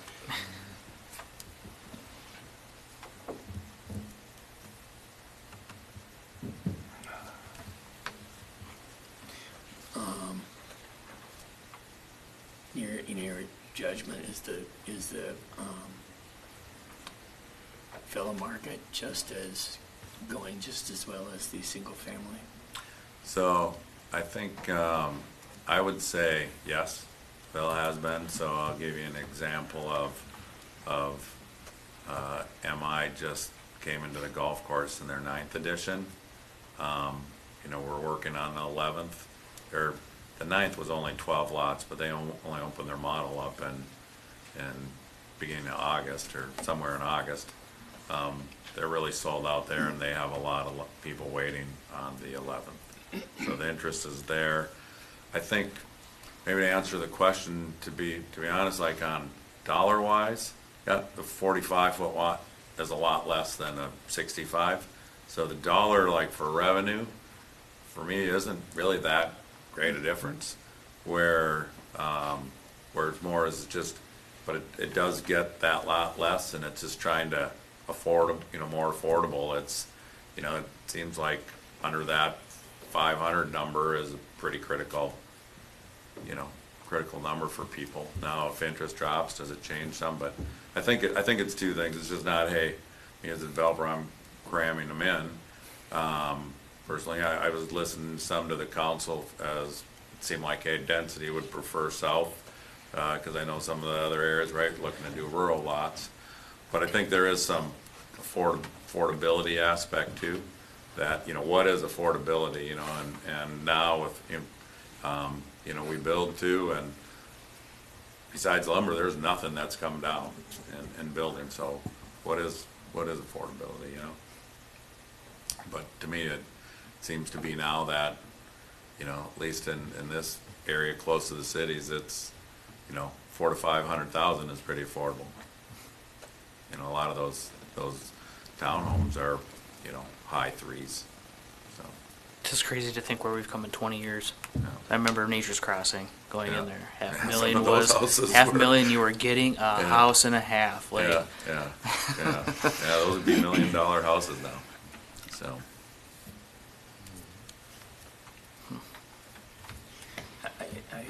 I don't know. So the percentage of villas here is what? I think there's well, 100. I think I there's probably have to 185 refigure, because I'm taking the center part as a 45-foot lot, and considering that's going to be a single family house, they're mowing their own grass, they're doing, all that on that. Where I have some 55s that are villas, right? They're looking more for the retirement person, one level patio homes. So the packet says there's 273 homes in total. Yep. 59 divided by 273 means 22% of them are single-family homes. The rest are villas. Yep. Based on the packet, which Yep, and it's going I to would- shift a little bit, but just for rough. Yeah, and I think where you want to look, if you took the center spot, I want to say there's 53 right in the middle there of that are 45s, but I would, identify as I don't know where you want to go to the villa. I kind of look at the villa as a little more associated, maintained, everything's taken care of. I don't know, maybe it's lot width for the city. I'm not sure. But it's possible to take those 45s and make them 55, not? I mean, That's you're just fine. going to give up lots. I It's understand possible to that. go to 55s. Right. And that's why I really sitting. I've been really open the whole time, going, let's look. I mean, my history of building, I wouldn't have been, if you could put them all in 80s and get people to buy them, it'd be great. It's not what they want. But if it's the council's wish to have wider lots, then I think that's why we're here. And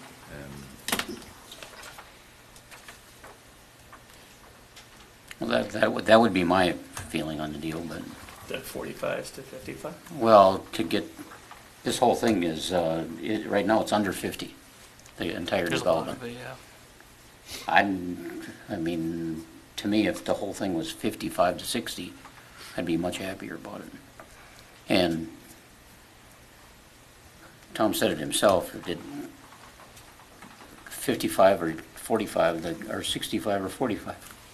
The cost of the lot's not that big a deal, but somehow it must be, because we're trying to push as many. I think if you look, you can get more for a 65-foot wide lot than a 45. They're not the Right. same, right? You're not selling for the same. So the deal on the 45 is that lot does come down in cost, and so then it, you know, just factors into the affordability of the house. That was my point.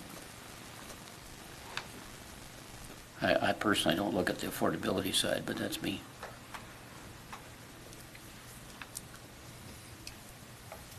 Yeah, I guess I'd be happier with moving a lot of the 45s to 55. Villas, I get, I mean, you talk to those people and they love the fact that they do nothing. Right, yeah. It's taken care of. Yeah, and I think what you find is like if the reason, you know, whether it's a 45, 50 or whatever, so when you get into the townhomes, right, so the homes are less money, but by the time you take all the associated maintained, right, you know, even in when they're 4 homes together, they're more affordable, but they're not mowing the grass, they're not shoveling the snow. Take those fees, you know, you can move into a smaller, narrow lot and take that price and that, although it's more than the townhome, for affordability to the buyer, it's close because they don't have all these HOA fees. I mean, when I see people using the villas in our neighborhood, they're not using the side yards. They're using the front yards usually to put extra flower gardens or planters up. In the back, they're using their patio and their backyard. If they've got pets, they're in the backyard. So, It's because there is no side yard. well, yeah, but my point is if you added 5 more feet in the side yard, I don't know if it's going to make a difference. They're going to use the side yard, those 5 feet, you know, because this just isn't. It's just how they use them. I have no preference. It's a unique product, in my mind. And so if you take the town, right, you know, usually usually the HOA documents, I'm not gonna say all, because they're gonna change, right? You know, your dog's on a leash, you can't let your, although it's green space, it's shared, you know, run where I would say in these centers, even on these narrow lots, if somebody wants to put an invisible fence in and their dog's in the back, you know, or they wanna put a playground set in the back, they can do it on these. It'll be a separate villa for the homes and the separate HOA for the villas and the homes, correct? Yeah, so it usually work will be a master, right? And then, you know, everybody has their part. So when you take the villas and where everything's maintained, they pay a different fee than. But it's all under one HOA board? Yes. I would recommend separating them out. Yeah. For the villas and the single families. I think the villas, I do think they have their boards. The townhomes definitely have their separate boards, but there's also a board that runs the whole master, so you know, there'll be the bike trails, there'll be the ponds, there'll be the monument, you know. I get it, yeah. Just from experience, I would tell you, have the HOAs be separate completely separate for the villas and the single family homes. And I know at Sundance Greens, you know, those townhomes have a separate board. Cool. That's all Well, no, I'm just counter-reacting. I mean, generally, I'm usually always in favor in bigger lots and wider setbacks. I just think with the villa kind of product, that, you know, it works better for the people that want to buy them to not have that. And I also think it speaks to some variety that we're not getting in a lot of the proposals we see in terms of housing types. And so it's more attractive to me because of that there is more than the one type of house that's going to be going in there. You know, we always joke about the 50 shades of gray that come into a lot of these places, and this would break it up some. I think that, along with the sort of the neighborhood commercial, I think it makes it kind of a unique neighborhood. And you know, I'm coming around to it. I'm kind of liking this plan, I guess, is my overall reaction. You have any comment about the 45 to 55, or is that not a thing for you?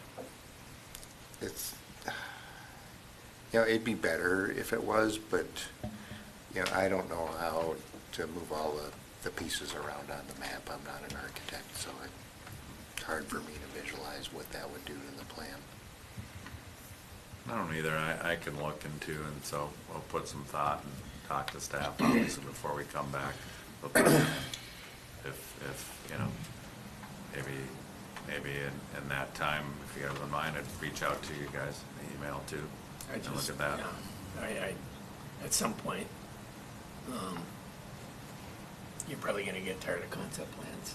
So. Yeah. Well, I mean, I know next one I want to go forward, right, preliminary, and I think if I can tweak it a little bit, sure. I sure, you know, sure we'll try. I think, you know, I think worked great the last one, you know, just having, you know, there was a couple of those plans that obviously were like, hey, those aren't, you know, aren't gonna work, or they're had, you know, parties that weren't happy with it. So I think this was well, and I think, like this discussion here is great, and I think, you know, Planning Commission had great discussion, and so I do. So you think this proposed road that the planning commission was looking at is problematic, or Yeah, just? right now, I told my engineer, because I said, hey, no big deal. I mean, instantly out his mouth, where's my emergency overflow going? Okay. You know, so. And that was simply to correct the stack up, or the? Yeah. Okay. I think it looks better on the drawing that we got for the stack up purposes, if it's possible, but I recognize And that I think there's some I've had issues. some discussions with John, you know, maybe coming in the commercial area, all needs to go down to that first crossroad, right? Come in there and come in the back way too, you know, and just instead of having put a ton of thought into that, and or maybe it's how you got to enter in, then you can enter out, you know, only going out right or something, you know. The flip side of that may be response times in emergencies, because you're moving the entrance then all the way down to go all the way back, but I don't do that for a living, so I would look at the chiefs on that one to see if that really matters or not. And there isn't a lot of traffic, you know, so the road doesn't connect through, and that first road is just a right in. Yep. And then as you're coming back out, you'd have to go over to the intersection. Yeah, okay. You know, and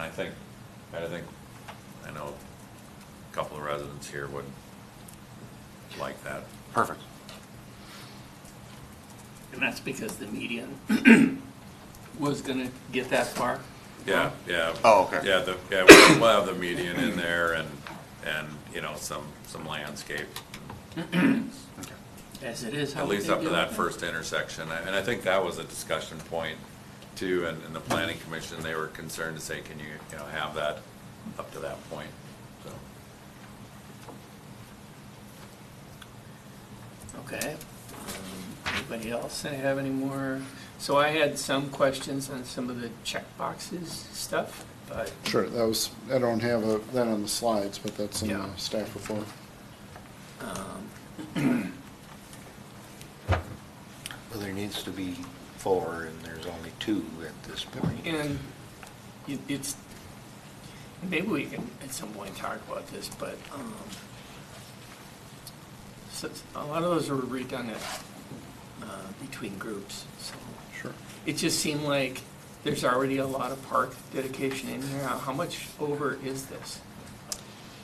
I don't know. So just to give an explanation, so this project is going to be a plain unit development. And just for the sake of comparison, these check boxes that are in the staff report are for an R3 district. So you think of the R3 as sort of a baseline, the plain unit development, just what these are. Negotiates out of that. How PUD is intended to do is that the developer is allowed to do something different than what the city code allows in return for, I'll say, a higher quality development. And then the council has to decide, what does that higher quality mean? You know, are you looking for more park dedication, or are you looking for more landscaping, more buffering? You know, what is the trade-off? Okay. And so, and I think, you know, I see one of the big, at least for me, is it's bringing a commercial aspect, right? And I don't know, to me, that's a positive you know.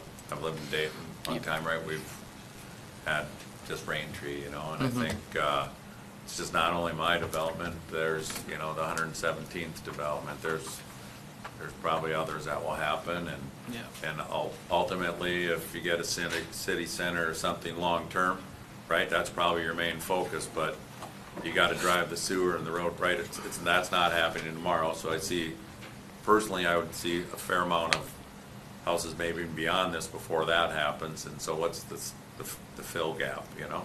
And I think it will still always be, you know, Fernbrook Road's probably, you know, always gonna be traffic on it, it's gonna, and maybe even if you look to Maple Grove, right, and just go, they have on the other side of the creek, all that development, and yes, it can all go south, but maybe some people wanna get out of the traffic and go back the other way, you know, so I do think it could be a you know, fairly thriving commercial area. I also think the golf course, I know the golf course, I mean, I have friends that come from Brooklyn Park to go golfing every Friday in the league, right? So you're gonna get extra traffic that's going down there anyways, it's gonna help drive that commercial space as well, so. Yeah, and it's been exciting. We've been now really making the start of our, with the 11th edition, our final 9 holes, you know, and layout. And so there's some greens dug up and things, but you know, you can start, you know, people seeing how it'll really come out, and so that's been really, you know, pleasing to see that response. But If I knew Susie would not show up for work while I'm sitting on Red Lake fishing, yeah, I'd put a Blaze Pizza in there for sure, but yeah. I am not gonna give up fishing for a Blaze Pizza. Anybody have any other questions? Nothing. Do you think you have enough? I- To go over some specifics, or? So, Do you have, I should say, do you have any questions for the council or any direction that you need? yeah, so I think just the last I would have is what I'm hearing is, you know, if I came back for just this plan, it would work for everybody. Maybe not It Scott. won't work for It me. won't for Scott. This but, one? I want them wider. I mean, Yeah. I think the 45 I'd like wider too, but I mean, if we really are at 3.8, I mean, I don't understand why we want to go to 3.8 when it's not going to benefit us at all, but, I mean, we get nothing for it, other than satisfying Met Council, and I really don't care about Met Council myself. That's me. I mean, the residents in this city don't want more development, I think they want less from what I hear, but okay, so as far as. I would get this development up into the 55-foot wide overall, but that's me.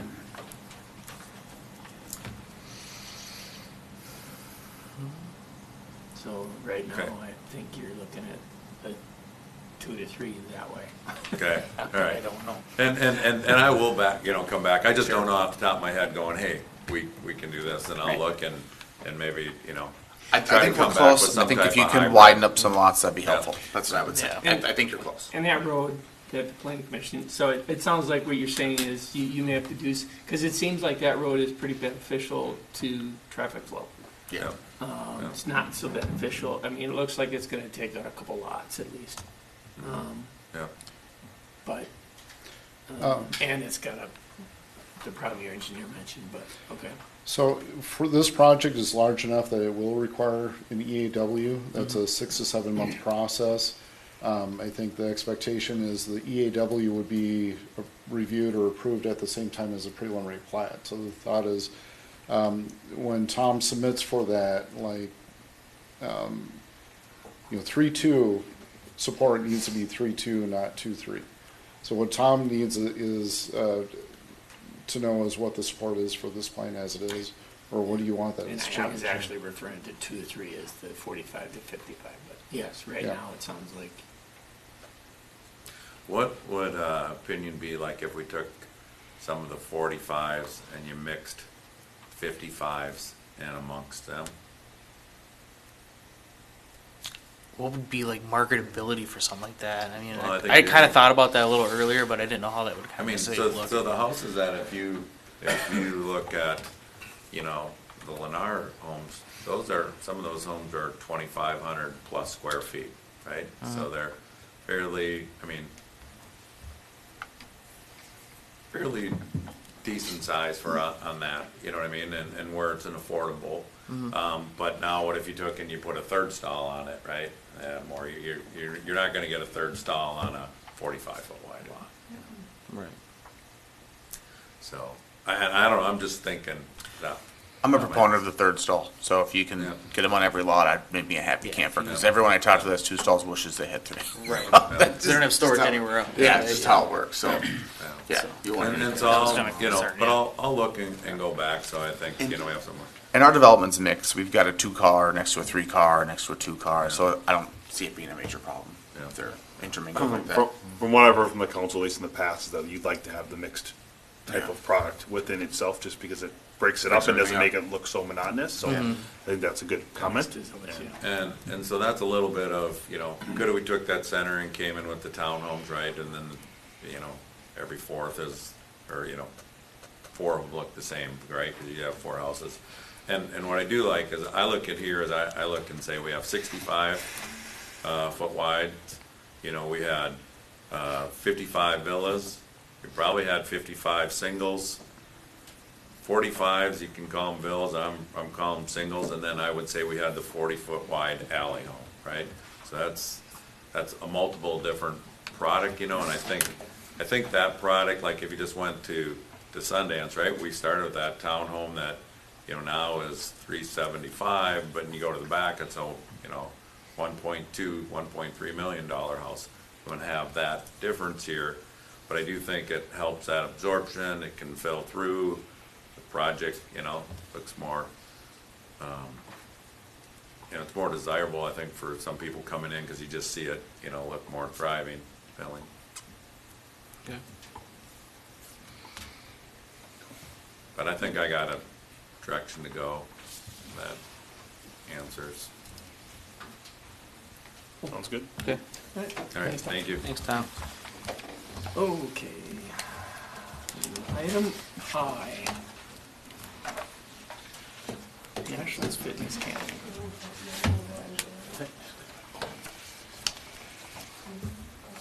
Good evening, Mayor and Council.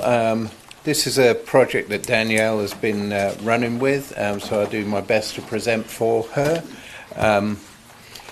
This was something that came to us through an outreach in email. It's a national run program, and we were looking for something that was different as far as amenities that we don't have in parks currently. There's been some direction from the Parks Commission over the years that they want to have different amenities, and this one came to us and we felt like this was going to be a good fit. So Danielle did some initial corresponding with the company, and we found out that there's some grants available for some of this. Blue Cross Blue Shield have a donation part of this, up to $50,000 in grant funding for the individual parks. I think they fund 10 of those, so you have to apply for those, and if you're lucky you can get that grant. So what we're looking for from the council tonight is some guidance if this is something that we should pursue. We did present it to the Parks Commission, and they were very favourable about this. They felt like it would be a good addition to our parks. There have been a couple of sites identified, and I think the one that we would like to go for is in Cloquet Park. It'd be a good fit for there. It's on a trail, it's in a heavily used area, there's some parking there, it's very visible from the road, those kind of things. The idea would be to try and fund as much of this from grants, so we would like to start reaching out to grant opportunities and maybe some sponsorship from companies like Semstone, if we could get them to supply the concrete and those type of things. This would be a candidate for funding through the Hennepin County Youth Sports Grant. We would like to try and get a grant application in there pretty quick here. I think they close in the first week of October.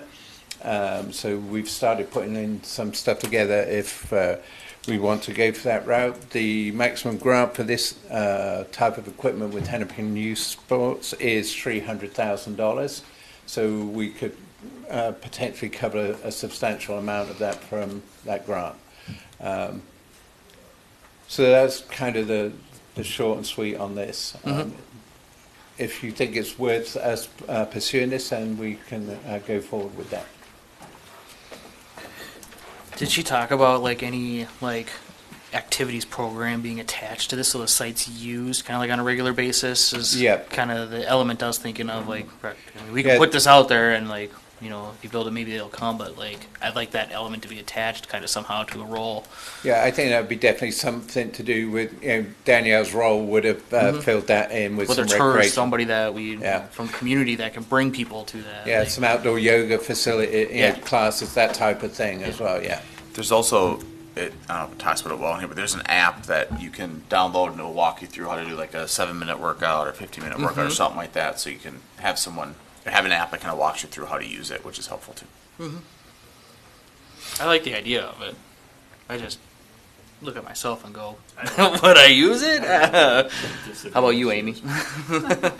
I don't think 5% of the maybe. people in this city would use this thing. It almost It might seems be like closer to 2%. There's somewhere else we could put the energy. But, you know, Yeah, if to me, I'm gonna fire in here. I just don't see, out of the 10,000 people in this city, I'd be shocked if 100 of them used it. Teresa had a exercise thing going on at the community center, and I don't think there was 5 people there ever. To me, before I guess if you get it for grant money and 100% of it is grant money, then go ahead and build it. But I couldn't see putting any city money into this thing at all. And it says that the budget hit is going to be 150 to 217,000 bucks. Yeah. There's no way I would approve spending that kind of money for 2 or 3 or 100 people. I mean, you put a splash pad in Central Park, and every kid in this area is going to be at that splash pad. You could put it next to this, and then they could work out, and then I could. Oh, yeah, sure. I mean, I'm just thinking. And I think that the that- scope shouldn't be necessarily our borders. Like, this is going to attract other people. It's probably the same reason Shakopee. Where's the next nearest one to us? Shakopee. I think that, yeah, we have been approached by people on the Park Commission about doing outdoor yoga and stuff like that. So there is an element of people out there that want to do these outdoor activities. And I I think don't that disagree. There's going to be some, but I mean, the amount of use it's going to get, you're catering to under 5% of the people, where the dollars are way more beneficial in a splash pad. well, I mean, if we can look at the funding options first before we write it off, I think that would be I a think positive way to go. I agree with you on that one. Like, Important, and I also am, worried now, given the other news with Danielle leaving, who's gonna carry this thing forward. It sounds like there's some urgency to some of these applications. Yeah. And so, is it even possible to get this done at this point in time? I think that we can get the Hennepin Youth Sports Grant in. We got a lot of the information pulled together, so we can get that application. There's a template that we use for that, so I think that we can do that one pretty quickly, and then we could start the outreach to other companies around here that may be willing to participate in some form on this. And the Blue Cross Blue Yeah. Shield. Yeah, the Blue grant. Cross Blue Shield. And So I'm sorry. Go ahead. yeah, go on. I'll just say I think we should try to get the grants and see what they come in at, and then make a decision from there. I think that makes it a lot, because if it comes in and it can cover the whole thing, it makes the decision really easy, right? Yeah, so for sure. I think that's what we should be. My only concern there would be we put this thing in and it would collect proverbial dust. And now everybody's looking at an eyesore that, whoever funded it, they're not going to look at it and say, oh, that was grant money. They may look at it and say, what were they thinking? I look at this and I see something that people are not going to use. 6 months out of the year, there would be nobody there. That's what they build lifetime for. And it just seems like there's energy, we could put energy somewhere else, but I don't know, it is, if grants covered it all, that would change the equation a little bit, but I still worry that we're building something that's just gonna need maintenance. And 4 years, And the I think the concrete's gonna be company would cracked. help us market this and do all that good stuff as well. So I think that would be a key part of this. I mean, I think the one in Shakopee that they put in was very well attended, at least for the opening and stuff. So we could check in with how that is going with those guys as well. Yeah. I like the idea of it. I think there's more to be uncovered, so I would task whoever with exploring more about it. Okay. Well, we will dig into this and look at what grant opportunities there are, and we will get back to you. Thanks, Marty. All right, thanks, Mike. Item J, rezoning 13521 Elm Creek Road. Oh, all right. Mr. Mayor, members of the council, item before you today is a zoning map amendment for 11321 Elm Creek Road. The request is to rezone the property from A1 agriculture to R1 single-family residential. Really, this stemmed from a permit application that was submitted for demo of the existing home on the site and subsequent building of a new one on the property. It turned out in our review that the proposal didn't meet the 14 or the 10% maximum in the A1.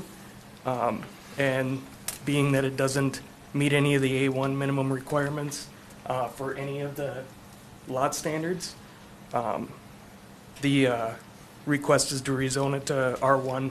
And you can see in the table, let's see here if I can utilize this. Put this table together just to show you that the existing lot does meet all of the minimum standards in the R1. And the Planning Commission held a public hearing on September 5th and unanimously recommended approval. And as such, staff is recommending the same. Any questions? Yes. So I'm curious why just the one lot? When I'm looking at the zoning map, there's two adjacent properties surrounded by all R1. And so why just, I mean, I understand the need for this particular Sure. lot for it to be rebuilt, but it just seems odd to me to just take this little slice and not that section. We'd have to individually do them anyways. Yeah. So, I suspect property owners, if you rezone it without their request, they would be here and wondering what we were doing. I think that's fair. I mean, I'm not trying to circumvent a process. I just think it looks odd. It'll look odder to have just that one sliver there, and then the two ag properties on the side, and everything else around it is R1. Right, yeah, and to the mayor's point, really did come down to property owner consent for rezoning request, that these property owners have submitted an application for that, and that the existing A1 lots surrounding it, including this one in its existing condition, is still legally non-conforming to the zoning ordinance. Those surrounding lots would continue to maintain that non-conformity status. Yeah. So, Mr. Mayor and Councilmember Fischott, so you're bringing up a good point. So, if you look at a zoning map from 50 years ago, probably everything was zoned agricultural other than the village. Not every parcel is farmed. So you think of the ag district as being intended for farmland, but we have many smaller sized lots where it's not practical to farm. So there's a bigger discussion of should these smaller lots be zoned A1 or should they be rezoned to R1, from A1 to R1. And it's probably a good discussion for another time, but it's a good point to bring up. So it's not something we probably thought about when we were writing the staff report. And I will say that was noted by the planning commission as well, that there's a number of non-conforming lots in the A1 district currently. And I think that as of somewhere around 10 years ago, the request from A1 changed from, I think, the 10-acre minimum was part of the zoning ordinance at one time, and then was subsequently changed to 40. Okay. Any other questions? All right, need a motion? I'll make a motion to approve. Travis? I'll second. Dave, any more discussion? All those in favor say aye. Aye. All those opposed say no. Motion carries 5-0. Okay. On to item K.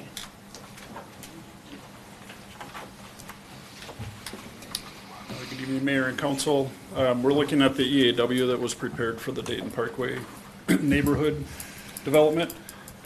Just want to note, Matt Summers is here. He's a Stantec employee that helped with the review of the EAW and the preparation with that. And I see that the developer has representatives in the audience as well if there's specific questions. So the project is located, I'm sure folks are well aware, in the very southwest corner of the city, right next to the Dayton Parkway interchange off I-94. Sorry, you have the presentation? Yep. From Yeah, okay, so you yeah. can see these. Yep. So the lower left of the screen shows an aerial, a current aerial of the property. You can see it is not at all developed. It is all open space as it sits today. So these are the definitions of an EAW, I guess, and then also an EIS. So the purpose of an EAW is to collect basic information and identify basic information on a project and identify potential environmental impacts. And from that, determine if an EIS, an environmental impact statement, is required for the project to investigate further. So an EAW can be seen as maybe the first pass, if you will, to see what there might be involved. And then an EIS would be ordered if it were, the impacts were significant or concerning and it would need additional study.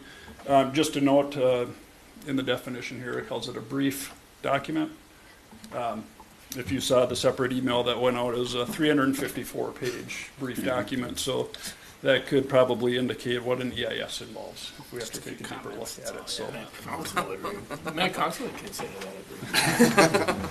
that. so I won't go through all of these certainly, but the EAW document itself, it asks 20 questions that are answered based on the proposed project regarding impacts that are listed on the screen here. So a lot of water, but transportation, noise, visual, historic properties, land cover, kind of looks at all aspects of it from an environmental standpoint. So the process itself is the EAW is deemed required. This could be triggered by state rules based on the size of the project, or it can be ordered or initiated by the RGU, which is the responsible government unit, in this case the city. So once it's underway, the project proposer, the developer, will provide the information of the project they're doing. They'll submit that to the city, and then the city will work to develop that project, whether the city does that or the developer does it, or it's both together.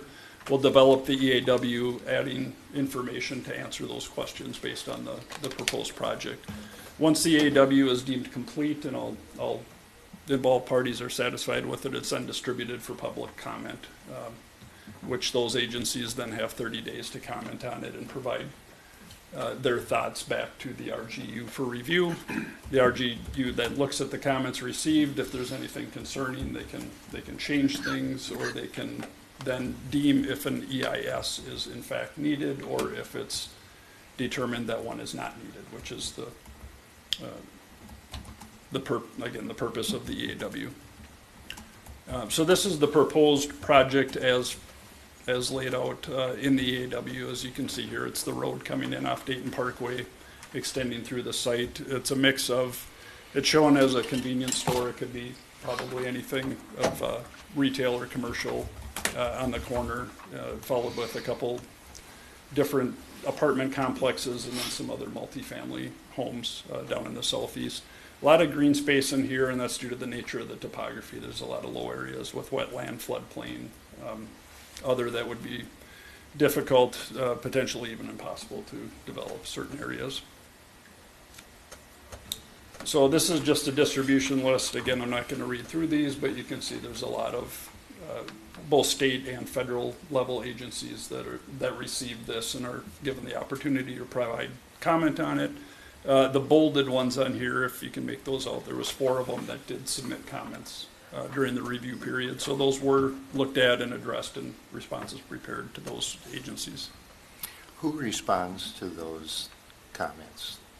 Again, this one was a combination between the proposer, the developer, and the city. So we worked together collectively with the responses. I think it was generally the developer proposed comments, and then again, we reviewed them, revised them, and filled in some blanks where they weren't able to answer. So it was kind of a team effort.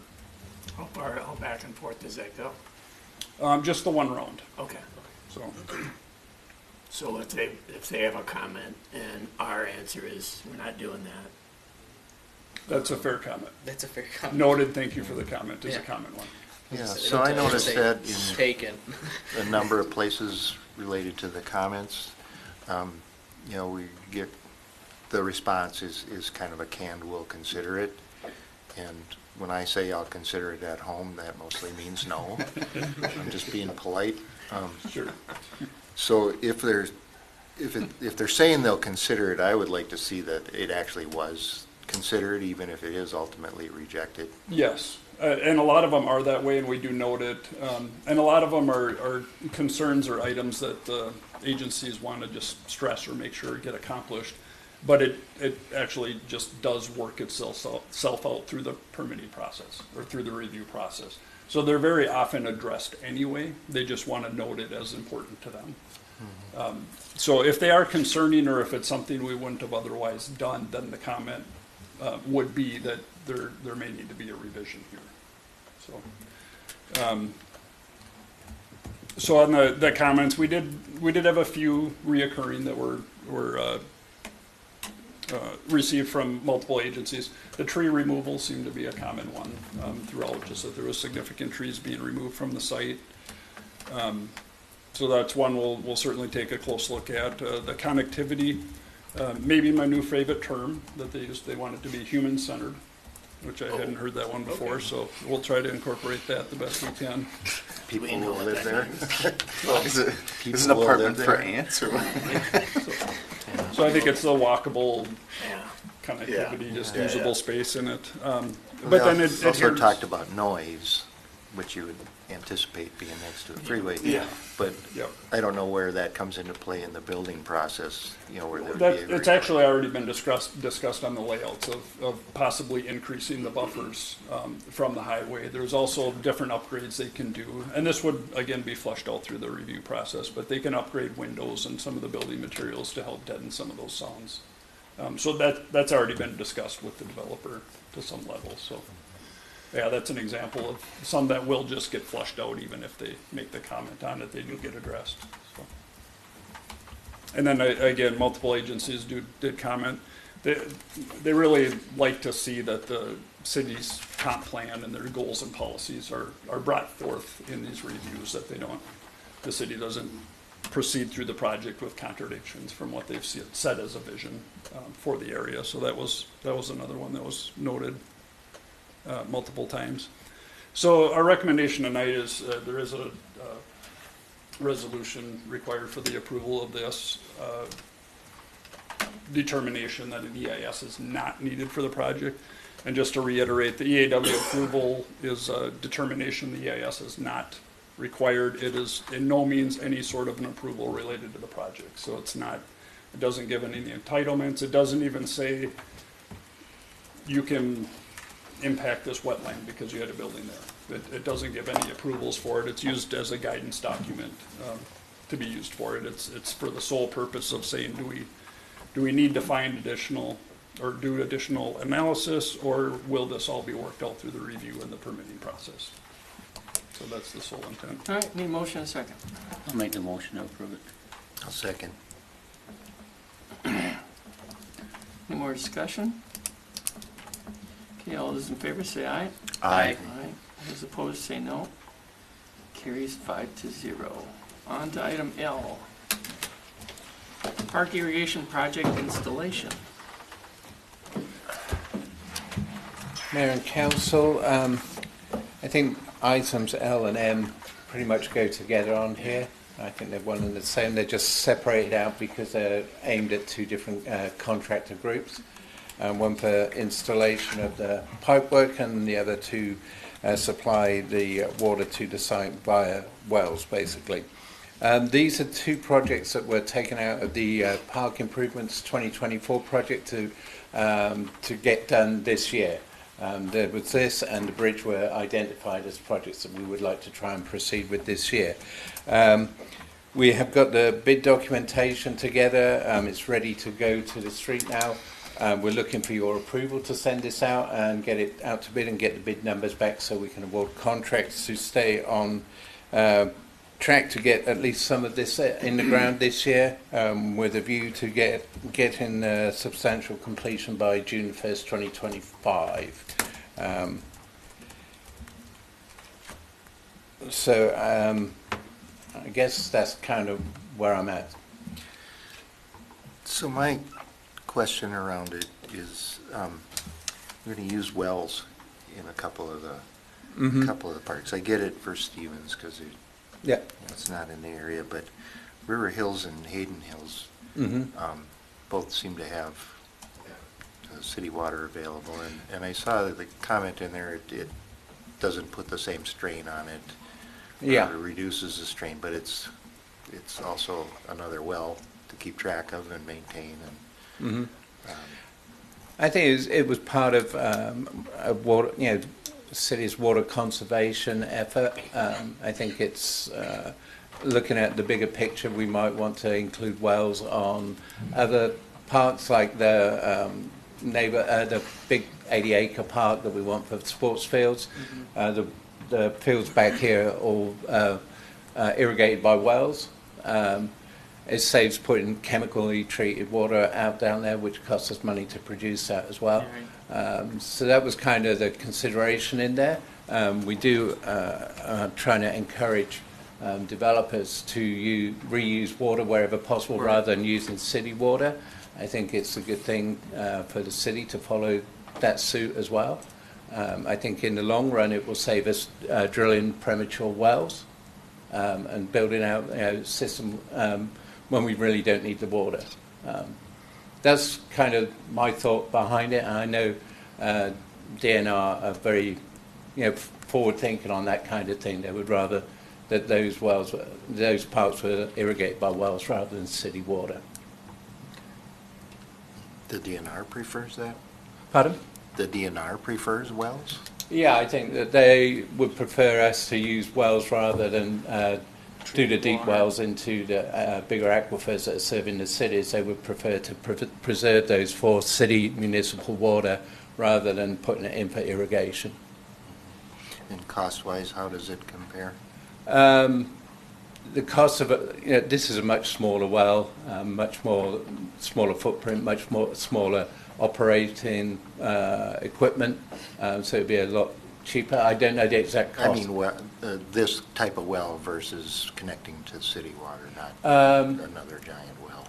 I don't have exact figures on that, David. I think that it depends on the depth of the main line that we would have to go down to. There is no hookups there currently, so we would have to, tap into the line or something. Yeah, we'd have to tap into a line and do it There's from no there. stub out, you're saying, for the park area. Sorry? You're saying there's no stub outs for... There's no stub outs parks at and those stuff? particular parks. There is one at Ione Gardens. There's not one at Hayden. And where was the other park? I can't remember. River Hills. River Hills. Yeah. Yeah, River Hills, so there's nothing there. Can we put it as an alternative in the bid so we can see the price difference between drilling it and It would going? It's be, just two different people, so. yeah, it'd be a totally Okay. different. Yeah. Okay. Does this include also equipment buildings?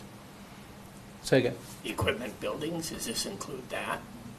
There wouldn't For the there wouldn't be a well. building for the equipment, no. It would be in a cabinet on the ground.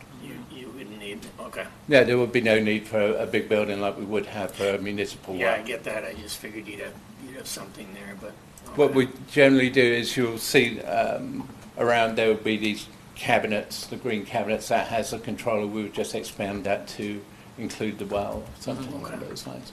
Because this is an on-demand pump, right? It doesn't have to have a pressure tank or anything like No, that. it doesn't have Yeah. a pressure tank. Yeah, it's You have a motor in there that will Yep. provide the pressure. it's just on demand. In that 350 number, do we have a breakdown on what each park takes? I think it's Yeah. broken I out think in the there is. packet. I think in the thing there's a breakdown, isn't Yeah, there? there's quite Yeah, there's a I breakdown in didn't the see packet. a cost difference on each park though. For which letter are you looking at, L or M? So for L, it's on page 131, for example, Okay. if that helps you. And then,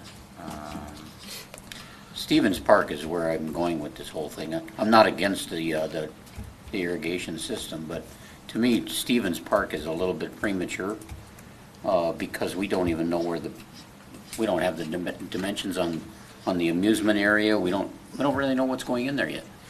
I think that what we were trying to protect, it's a smaller footprint in LC Stevens, so it's where the gardens are already and the area around there that has been used for photo opportunities for weddings and those kind of things. So it was just that smaller area that we were trying to enhance there.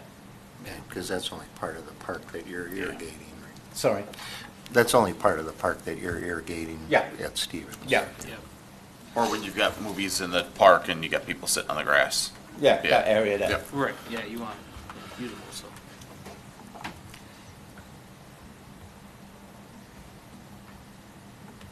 So at this point with this request as far as to go out for bid, we are not approving the project at this point. We're just looking for bid for both L and M. And you can do those individually, would be preferred.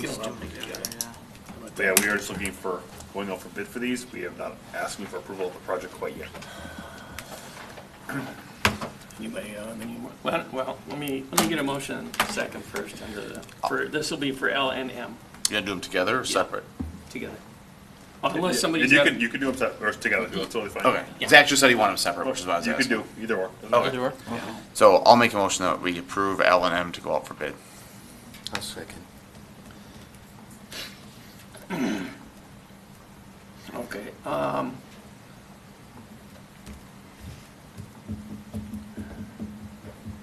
had a thought that just popped out of my head. So it looks like,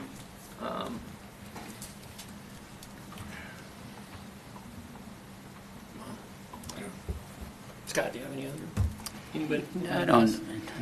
Looking at these cost numbers, it's surprising that I Own Gardens with the existing curb stop, it's 80 grand, but, that's just a ballpark number, I'm sure, right, Paul? We don't really know what the number is yet. And I see one irrigation company in here. Are we going out with multiple irrigation companies? Or is this guy getting it no matter what? Go ahead, No. Paul. Your name and your. Yeah, name. Paul Kangas with IOA Inc., that's 14165 James Road in Rogers. No, the purpose is to go out to get public bids, competitive bids. The well work, unfortunately, is right at the threshold of 175,000, so it would be easier, certainly, to not go to a public bid, but, part of my mandate as a design professional is to try to put good estimating together. We got some real good feedback from Renner Well out of Anoka Ramsey area, and we're right at that threshold, so we thought it needed to go to the competitive bid process. And the reason for two separate bid packs is just what was stated earlier. You have completely different entities that are interested in this type of work, and quite honestly, they're not interested in doing or working together on each other's type of work. So I was told very specifically from the well company that they didn't want to deal with the electrical or the irrigation. The irrigation itself is Renner. Was a larger number, and that, of course, well exceeds the threshold. It's our well 4 Yeah. group. Our well guy. That's the well for. Yeah, they did the test well out on well 4. Yeah. They do a lot of test wells around here. They drilled well 2 for us, and they did the original well in well 1 in the old village. Yeah, I remember them. Well, I was simply asked to put together competitive bid documents, all the notifications, all the front-end paperwork that a public bid project requires. Each of these projects will go out to a specific targeted group.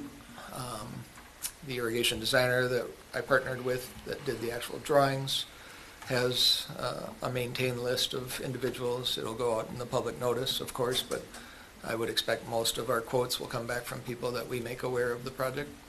That'll be task number 1 tomorrow morning if you move this forward to bidding. So when The we well get- work really, when we get these bids in, and I know we're obligated to take the low bid unless there's some mitigating factors, is that correct? yes. And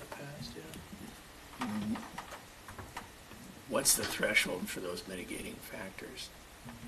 Maybe that's kind of too broad a question.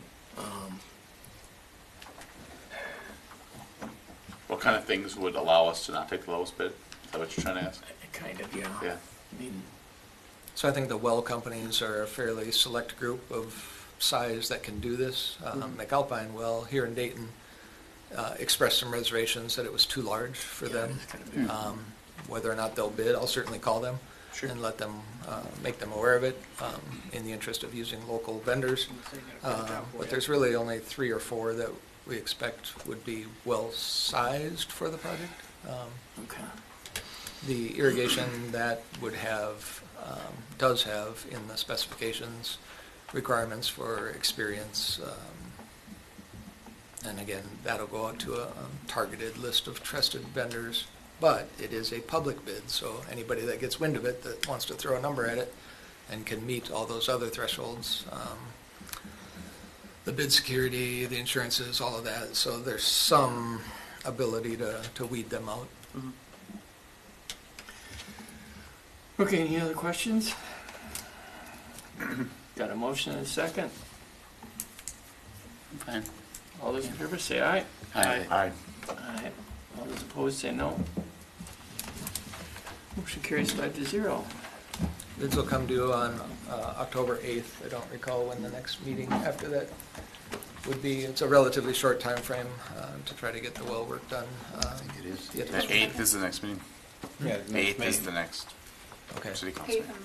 Get him in before noon. Get him to us by No. Wednesday. No. Okay, if there are no objections, we are adjourned. I wondered. We're adjourned.